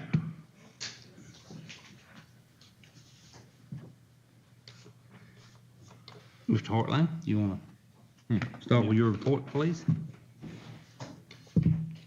Okay, at the sports complex, middle school baseball will start February the 7th. And we'll have recreational soccer is going to start February the 24th, signups. They'll be starting pretty soon for baseball, soccer. The games for soccer is going to start in about March the 9th. All right, for the last month, electrical inspections, we had seven new construction, 8 temporary, 3 mobile homes, 3 barns, 2 alterations, and a storm damage. So the total of 25 electrical permits for last month, but the number we looked at, Stacy got together and got it for us, is in 2019, we had 37 new constructions. Last year in 2023, we had 77 new constructions, plus there was 3 duplexes built, 31 mobile homes, and 19 tiny homes last year. So we doubled as far as houses go. Mobile homes is about the same, and in 2019, we didn't have any tiny homes. So we're growing every month. We're still growing. So that's where I come up with the census. I still feel that the census is incorrect. So we've started tracking this to try to help plead a case on the census side of things that we've got more population than what we have. Yeah. They have moved around on Sand Mountain as far as on the electrical work, on the power lines. They've got back now towards Crossroads Hardware. So they had 4 or 5 trucks out there for the last few days. So they are moving around. So pay attention to that too when you come through there. That's for sure, yeah. Okay. Something else, I was gonna talk to you about this too, but you send your report there too, and I know you can't go in deep on this, but it'll make a lot of people feel good as far as our Davis school out there. It's a big deal. Today was kind of a, so. Yeah, Phil, today I did attend a meeting on behalf of my wife and as a contractor, but they did put out a RFP for Davis School, so they are hopefully if the numbers come back right, they are moving forward with building half of what they tore down. So we're looking at getting six new classrooms for Davis, and the way it looks, they will be, maybe when the numbers come back, they'll start on it before summertime gets here, and then have it opened up by the next year of 2025. Yep, that's a positive thing So right there. Yeah, it was really nice to hear today. That's for on sure. that. I'm glad you attended too. All right, Mr. Goff. All right, I usually report on the dull thing, the money, the splashed, and it's really not dull because again, tonight you see where the money goes when it goes to our fire departments for gear to extract someone from a terrible accident and all those things that we do with it, and just so thankful that we do have that stream of revenue, which is the most fair tax we have in the county, because not only do the citizens of Dade County generate that 1 cent sales tax, but everybody passing through. Truck driver stops at McDonald's and decides to have lunch. He helps us and goes on back to Birmingham or wherever he may go. So we're really blessed to have that. It was up $317,000 this month, which is down about 17 or so, 18,000 from last month, but it does fluctuate. But you look back at January of 2023, it was under 300,000, and about April, and then really in June it started going, and we've been blessed to have that. So also as you know, probably the legislature's back in session. I usually talk about that some. Not a lot that I know of coming out of notoriety right now. I think the last week or so they've been in budget hearings because they have to set the budget for the state. That's the one thing they have to do. And then all these many laws and mandates that they put on top of that are extra. I do notice today, I think the governor was signing some bill having to do with anti-Semitism due to what's going on in Gaza and Israel. So a lot of the world, we think we're here in Dade County, we're not affected by anything else. We're affected by a thing called the world. And we are very, very involved in all that. So, but there's some other things coming down the pike. I know the governor is talking about lowering he said it, or he's saying I'm not not lowering it, but raising the homestead exemption again, which would be good for homeowners. And also the state income tax will drop some over the next few years if it goes by the governor's plan that they're working on right now. So there's some good things happening as far as your pocketbook in the state. And you heard our auditor tonight come and give that report. That's something we have to do every year. One of my favorite things that I've heard people say over the years is that county needs an audit. Well, let me tell you something. Every year, we don't have a choice, and it's not free. It's not that company comes in and says, oh, yeah, we'll do you just pro bono or Sonny Bono or anybody else.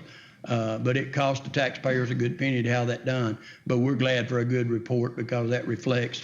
And this, when they're finished, Don, correct me if I'm wrong, will be on the state's website for anybody to go and look at. Every county that's done an audit will be on it. Is that correct? So it's nothing that's ever hid. They just come and meet with us and and tell you what it is. So we're glad for that good report from our auditing firm tonight.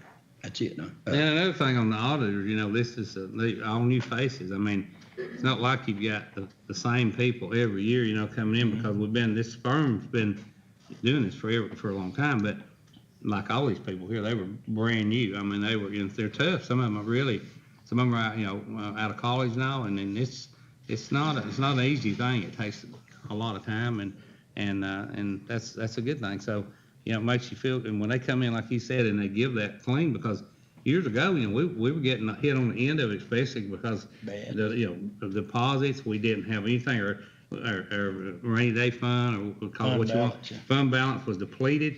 We had the tornadoes, so this is just good feeling, I mean, it really is.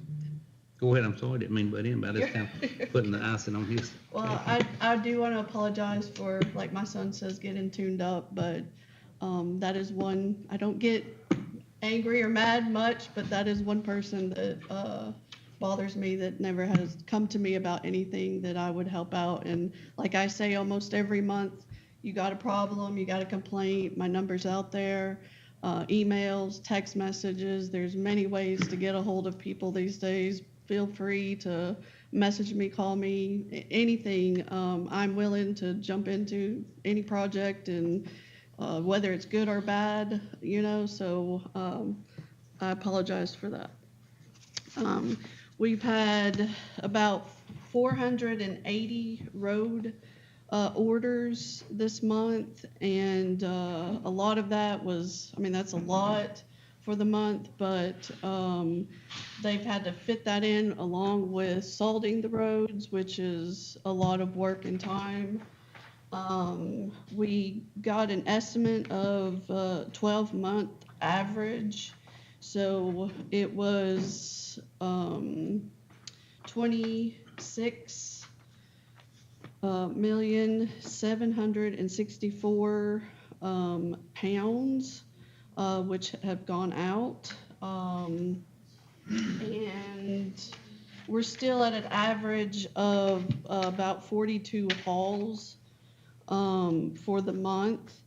And just to kind of give an update of the recycling, we call every month. We talk to the people about recycling every month, about trying to get better prices, and sometimes we, a couple things, recycling number ones go up a little bit, sometimes they go down, but we're still in the same situation, and we're not, the paper is still in a bad situation, so we're not accepting paper right now, and we're just keep on hoping and trying to find the right solution to get that better for recycling, but we're still in the same situation. Yep, that's true. And, it's just, it's an ongoing thing. It's just like any garbage is here. They're having problems in Chattanooga, and now they were letting people go to their recycling centers, and now they're turning people that are not from Hamilton County away.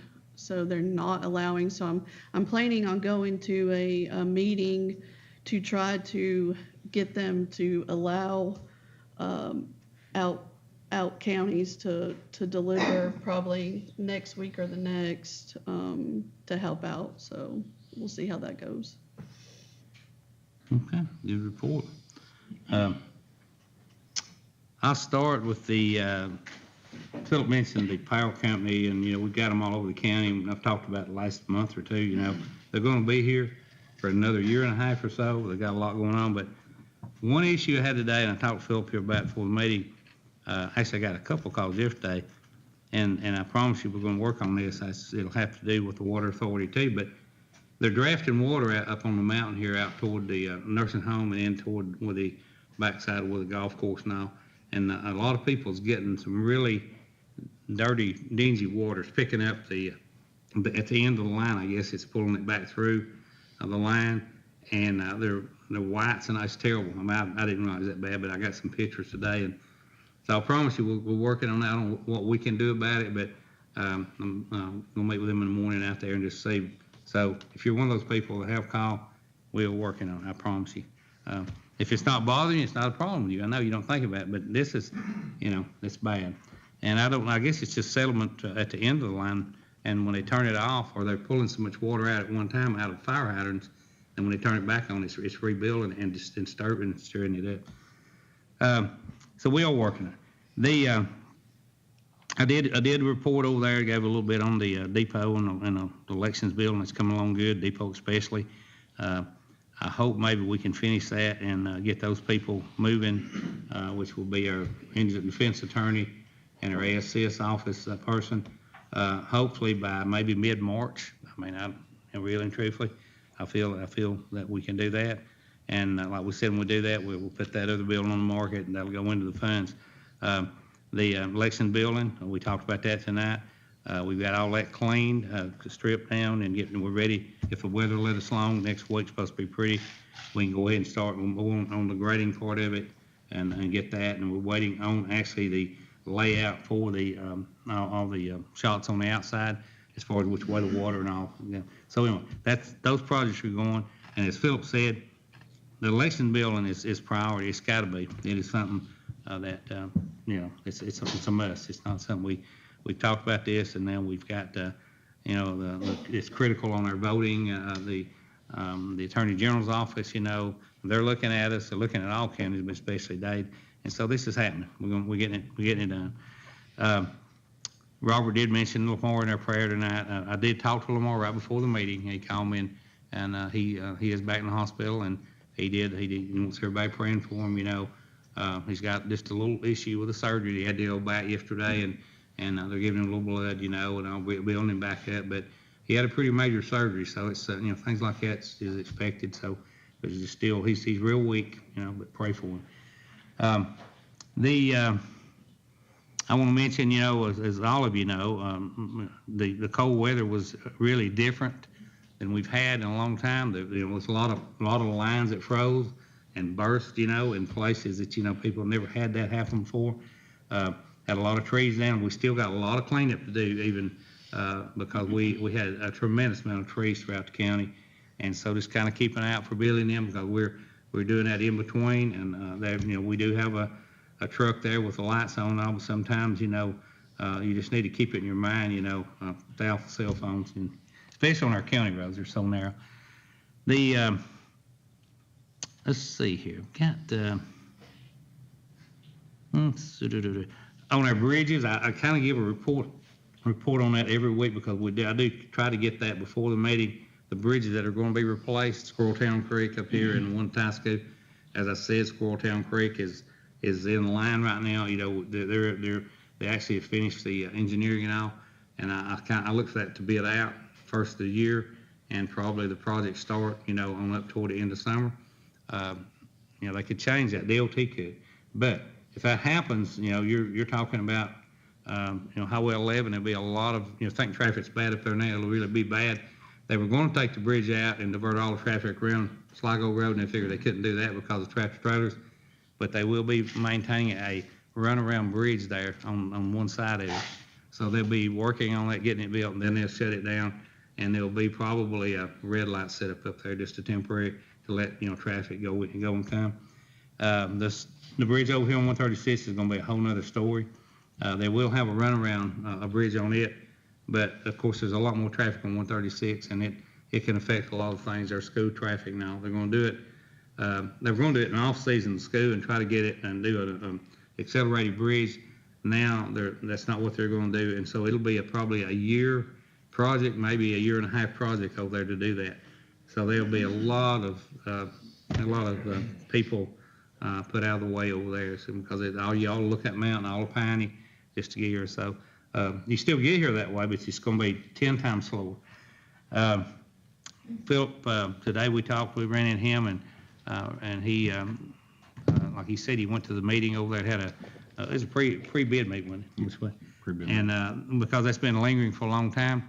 I know it's school board business and not ours, but it is ours because it's our people, and there's been a lot of concern out at Davis about them not doing it and not happening. What's happening? This pre-bid, we hope the bids will come in within their budget. I feel they will, and so that's a good thing. It's a positive thing for the mountain, because that is really a good school. personal school. I've been out there many times and visited and spoke to the children, and it's just a good, it's just something that needs to be there forever, you know. I mean, it's just a permanent fixture. Also, I was gonna mention too, you know, not only are we cleaning this debris up, but we had a lot of areas that froze on some of our roads, and they are doing road maintenance, you know, call it, you hear Chattanooga talk about potholes, we got plenty of them. They fixed a tremendous amount of them, and it'll take another week or so, and we'll have those taken care of. So if you do see something that we're not looking at, call us, call the office, we'll get Billy out there and we'll take care of it, because we can't go out and look at everything. Let me see here now. Make sure, because you covered some of this, Robert covered some of it. The only other thing that's really been time consuming for me this month, and this has to do with what Evan had requested. He requested money on a sewer line over in the industrial park, and there's a lot happening over there. If you hadn't driven over there, go around it. We've got a massive new building over there that's being built. And we've got a water line project that the Water Authority had applied for and got a grant for. So everything was running smooth until I got a certified letter it's been about a little over a month ago, from the Cherokee Indian Nation. And the part of that water line because when there's federal money on it, it's out there and they review everything. And if there's any kind of doubt that it might be on any of their, like the Trail of Tears or whatever, then they come in, they shut the project down, or actually, our project hadn't started, but they stop the money until you actually have a person go out that's qualified, certified through them, an archaeologist, and they do an archaeology study. So we had to do that. You know, they call, and they dealt with the county governing authority instead of that authority because we are the governing authority. So we would be held responsible. So anyway, got on the phone, we found these people, and they did that, went through it. They talked to this lady named Elizabeth Toombs. She's over the whole United States as far as the Cherokee Nation, as far as permitting and all. And it's been a process. I've dealt with them a little bit before, but not like this. We just got a letter yesterday, I did, from her, and also an email. And they've accepted it. They've accepted we had to shift the line and move it on an opposite side of the road that we were going to, even though that road had been there since the 30s and had been disturbed, but it is a possibility that could have been the east-west where they turned and went west. So anyway, we've got all that behind us, but it was an experience, you know, and so that project right now, there's nothing, from what I understand, you know, holding that money back, and hopefully they can get started on that, because it's really on a deadline. This company is going to open in March, and now it looks like hopefully we can meet that deadline for them to have water. You got anything, Philip? I might have forgot, or anything? Okay, all right. If not, we'll move on and move on down to Miss Laura Beth Cunningham. She's our 4-H agent and soon to be our county extension agent. But Laura Beth, let's hear your report, please. Well, we were pretty busy in January. Our first slide is my promotion, and I had to want to put that on there because I wanted to thank the commission. You guys really advocated for that, as did many of the citizens of this county, and I want everybody to know how appreciative I am of that and thankful. I'm very blessed to have the support of everyone in this community like I do. We kind of appreciate you too. Yeah. Sort of, kind of. We had a big homeschoolers turnout.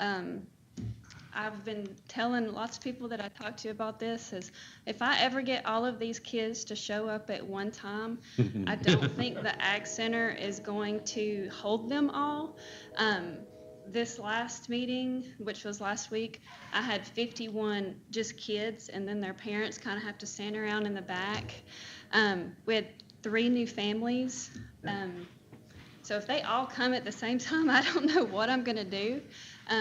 But we talked about the states of matter, and then we made root beer floats because root beer floats have a solid, a liquid, and a gas.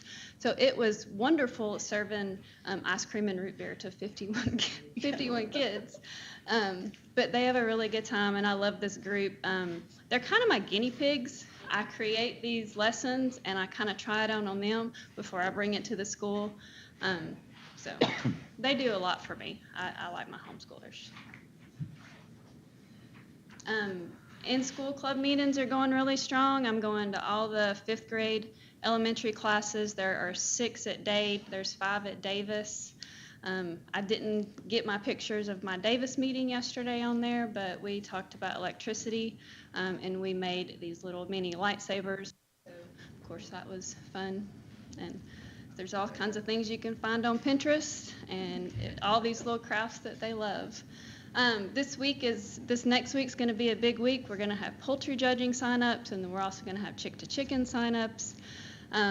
So next week is going to be all about chickens. We study our poultry judging manual for a couple of months, and then we go to that competition in April. Chick-to-chicken this year, we're going to have the speckled Sussex, if you know anything about chickens. I have my pretty core set of kids that always do this. I'm really trying to attract the younger kids because you can actually do this project in 1st grade. So the speckled Sussex it's a smaller chicken, and it's very, very docile.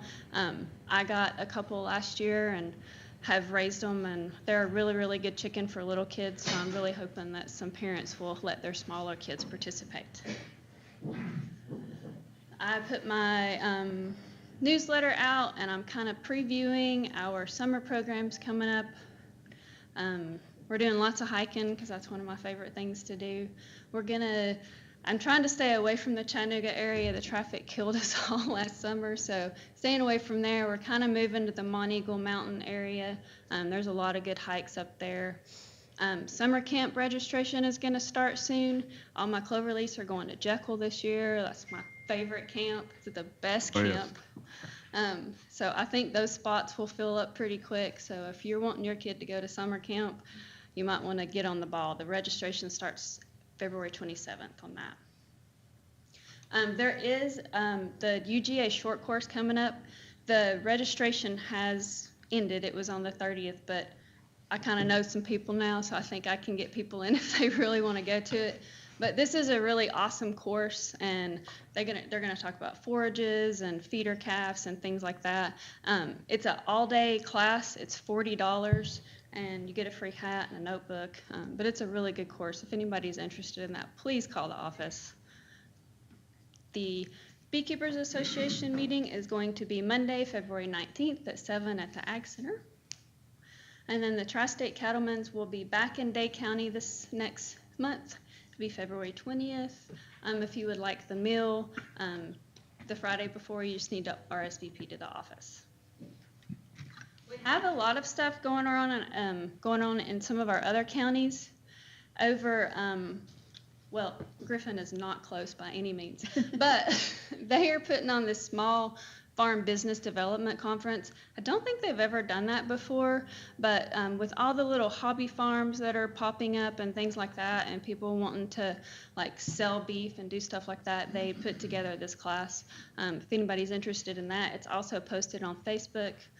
And then in Whitfield, they are going to do the candling class. They try to do it about every quarter, because if you want to go to a farmer's market and sell your eggs, you do have to go through this little process, and that candling class is part of it. So. Okay, all right. Any questions? Okay, we appreciate it. And Good job. talking, when you mentioned the farming, and I mentioned it on the radio this morning, and I'm going to put it in my report and I forgot to, but it's something that Dawn and I were talking about the other day, and Philip and all.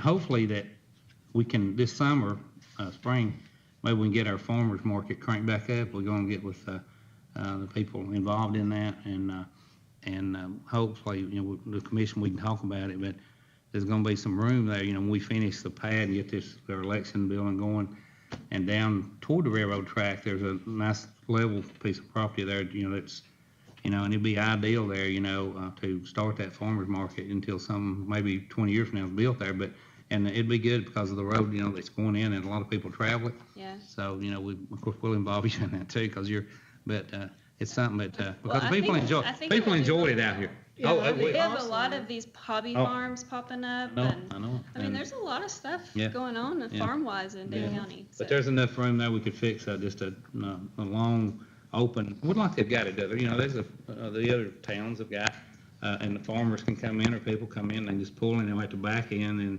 sell their goods and then pull like Ringo's got in all those places.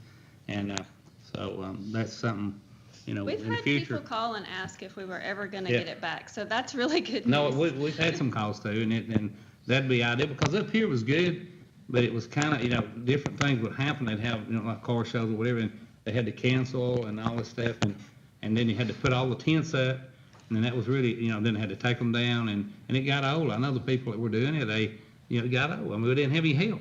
Well, down there, we can have a kind of a permanent structure and open, 6 by 6, just to, and then all it'd be just to keep it clean, when they leave. So that's something, hopefully, there'll be a project that we can jump on and get that. I hope so. That sounds That'd be good. awesome. Thank you, guys. Thank you.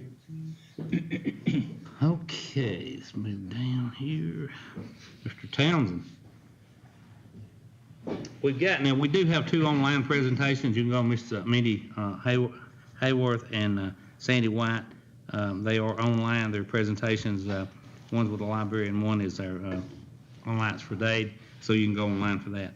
But Don, if you want to go ahead and go over our finance report. All right, as of January 31st, we had a balance in the general fund of $2,831,705 on hand with general fund certificate of deposits of $1.5 million, so it's a total of $4,331,705. Federal Asset Fund, U.S. Treasury, 0. Sheriff's Special Fund, $4,898. Drug Abuse Education Fund, $8,607. Supplemental Juvenile Services Fund, $29,186. Victim Assistance Fund, $1,764.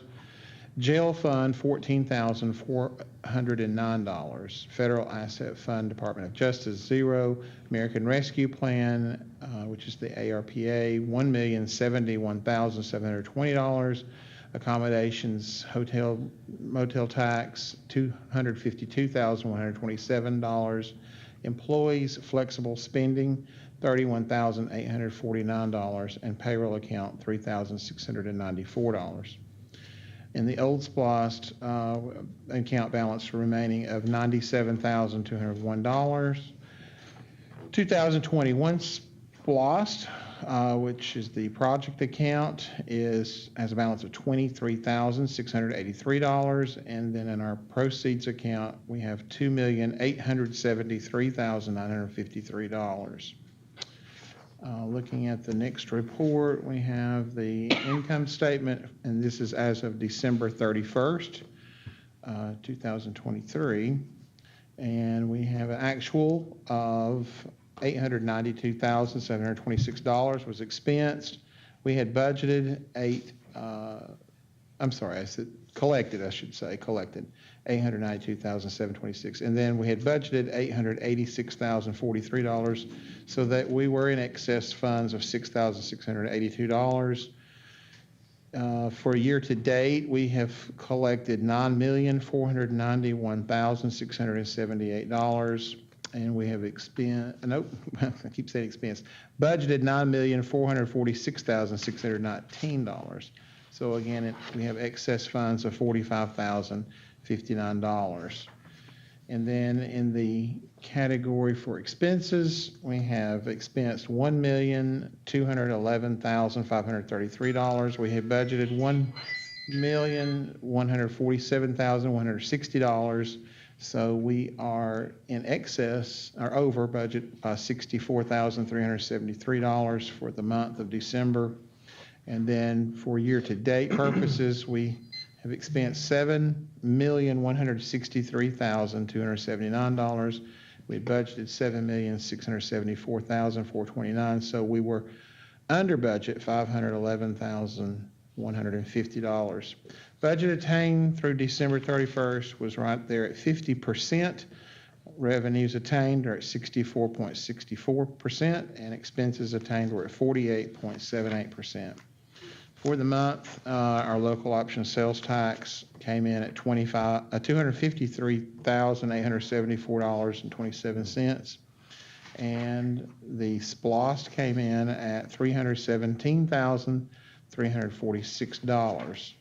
And then you see the next report there is your 2021 tracking worksheet for the SPLOST, as well as the following report is the 2015 SPLOST. And that leaves our year-to-date report for the Tax Commissioner's Office, which we had budgeted $6,248,000 year-to-date, or actually, yeah, through 12/31. From July 1st through 12/31, collected $4,977,760, and that's right at 79.67%. That concludes the report. Okay, any questions? Comments? Okay. If not, I'll entertain a motion to approve our financial report. I have a motion? Motion to approve is read. Okay, I have a second? Second. Okay, I have a motion, second, call a vote. Mr. Hartline? Yes. Mr. Gall? Yes. Mr. Bradford? Yes. Chair votes yes. Okay, motion carries.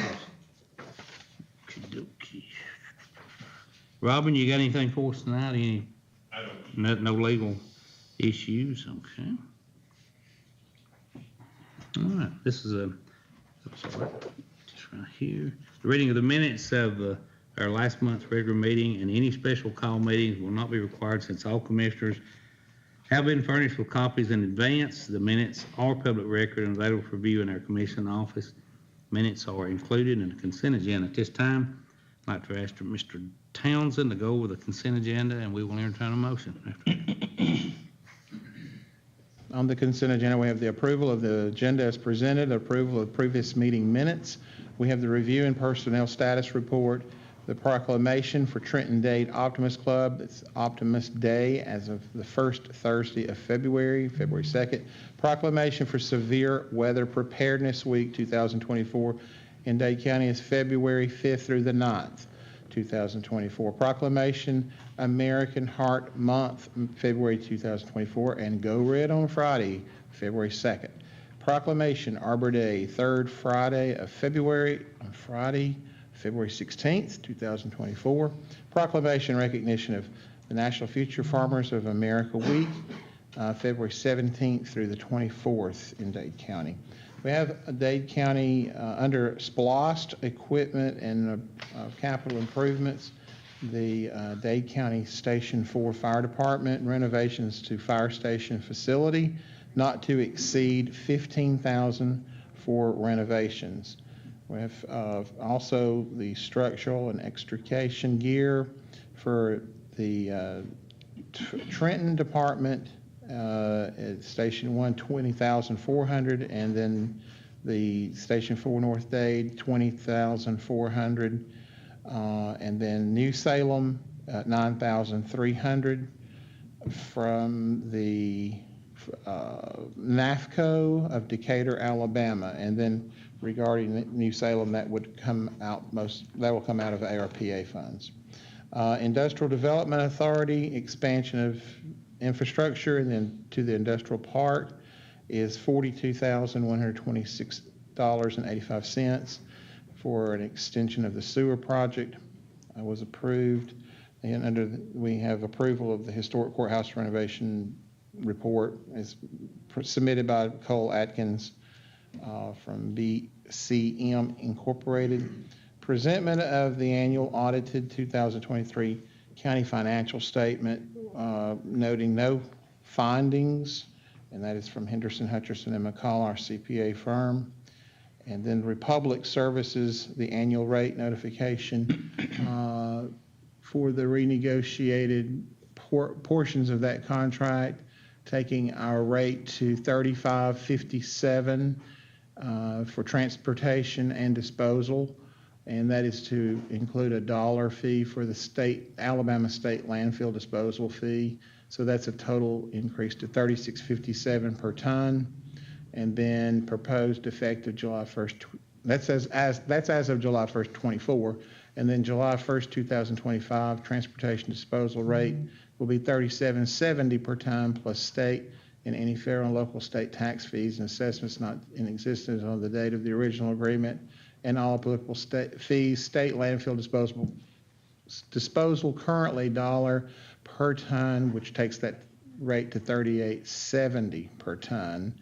And then the proposed rate for July 1st, 2026 for transportation disposal, including the same federal and state taxes, is $39.59 plus the $1 state landfill disposal fee would be $40.59, but that has the 120-day out for either party on both sides. And that also included increasing the $4 to a $4 trigger amount before the county is subject to paying any fuel surcharge on the contract. And let's see, we have also resolution R-08-24, which is an abandonment of a portion of approximately 210 plus minus feet of old road bed along Pleasant Hill Road in Dade County. And that concludes the consent agenda. Any questions? Concerns? Okay. If not, I'll entertain a motion to approve our consent agenda as presented. I have a motion. I'll make a motion. Okay, I have a motion. I have a second. Second. Thank you, Mr. Goff. Okay, have a motion and a second. Call a vote. Mr. Hartline? Yes. Mr. Goff? Yes. Ms. Bradford? Yes. And the chair votes yes. Okay. All right. We don't have any executive session. Oh, yeah, there's one thing. Laura Beth, are you still here? Come up here a minute. We had a question. You got that?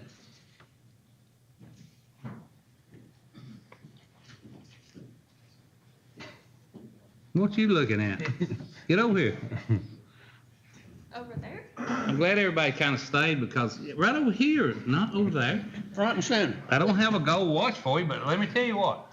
This is something we've been praying for. You know, Laura Beth has, she's going to fulfill a seat. She's actually our 4-H person now, but in a few months, hopefully a few weeks, but a few months, we'll be able to tell you she is our new county agent also. And so tonight we got this, some food. Well, where's the food at? I don't even see it. Anyway, we do. I promise you there's going to be something. And I want everybody to stay, and it's kind of a reception for you to tell you how much we appreciate you, the county. Thank you. And we really do. Because this girl here, this is not some transplant that's come in, and I love transplants, don't get me wrong. But Betty, their roots go back to, you know, Mr. Gass, Lord Gass is her father. Okay. And he actually received the award of the, what was it, 100-year, what's the name of that? The Centennial Farm? The Centennial Farm, which means that their farm has been continuously farmed, like, what, 100 years, is that right? Over 100 years. So they've owned that same piece of property, and it's been farmed. And so she has decided, she's been around, she's been to college, she's decided, her and her husband, he's a pretty good fellow, I like it, he's a good man. They come back here, and we appreciate y'all. We appreciate y'all coming back, and they're building a house now out on the mountain, and I hope you're here till you retire, you know, because it's you know, you touch our children at an age where it's just unbelievable. I mean, with that age group and 4-H and with what you do, and so we just thank you so much, you know. Yeah. Well, it's an honor to continue serving the community just like my parents did, so. Yeah. Exactly right. And her mother was our, I didn't say this, you know, but when I was in school, Miss Gass was our extension agent. She came to school and she did for us. All of us too. Yeah. Really, so it's in her blood, and you know, we appreciate you. Okay. All right. Thank you. Thank you. All right. So stay around. We got they're bringing the food in right now. Hey, Will. Okay.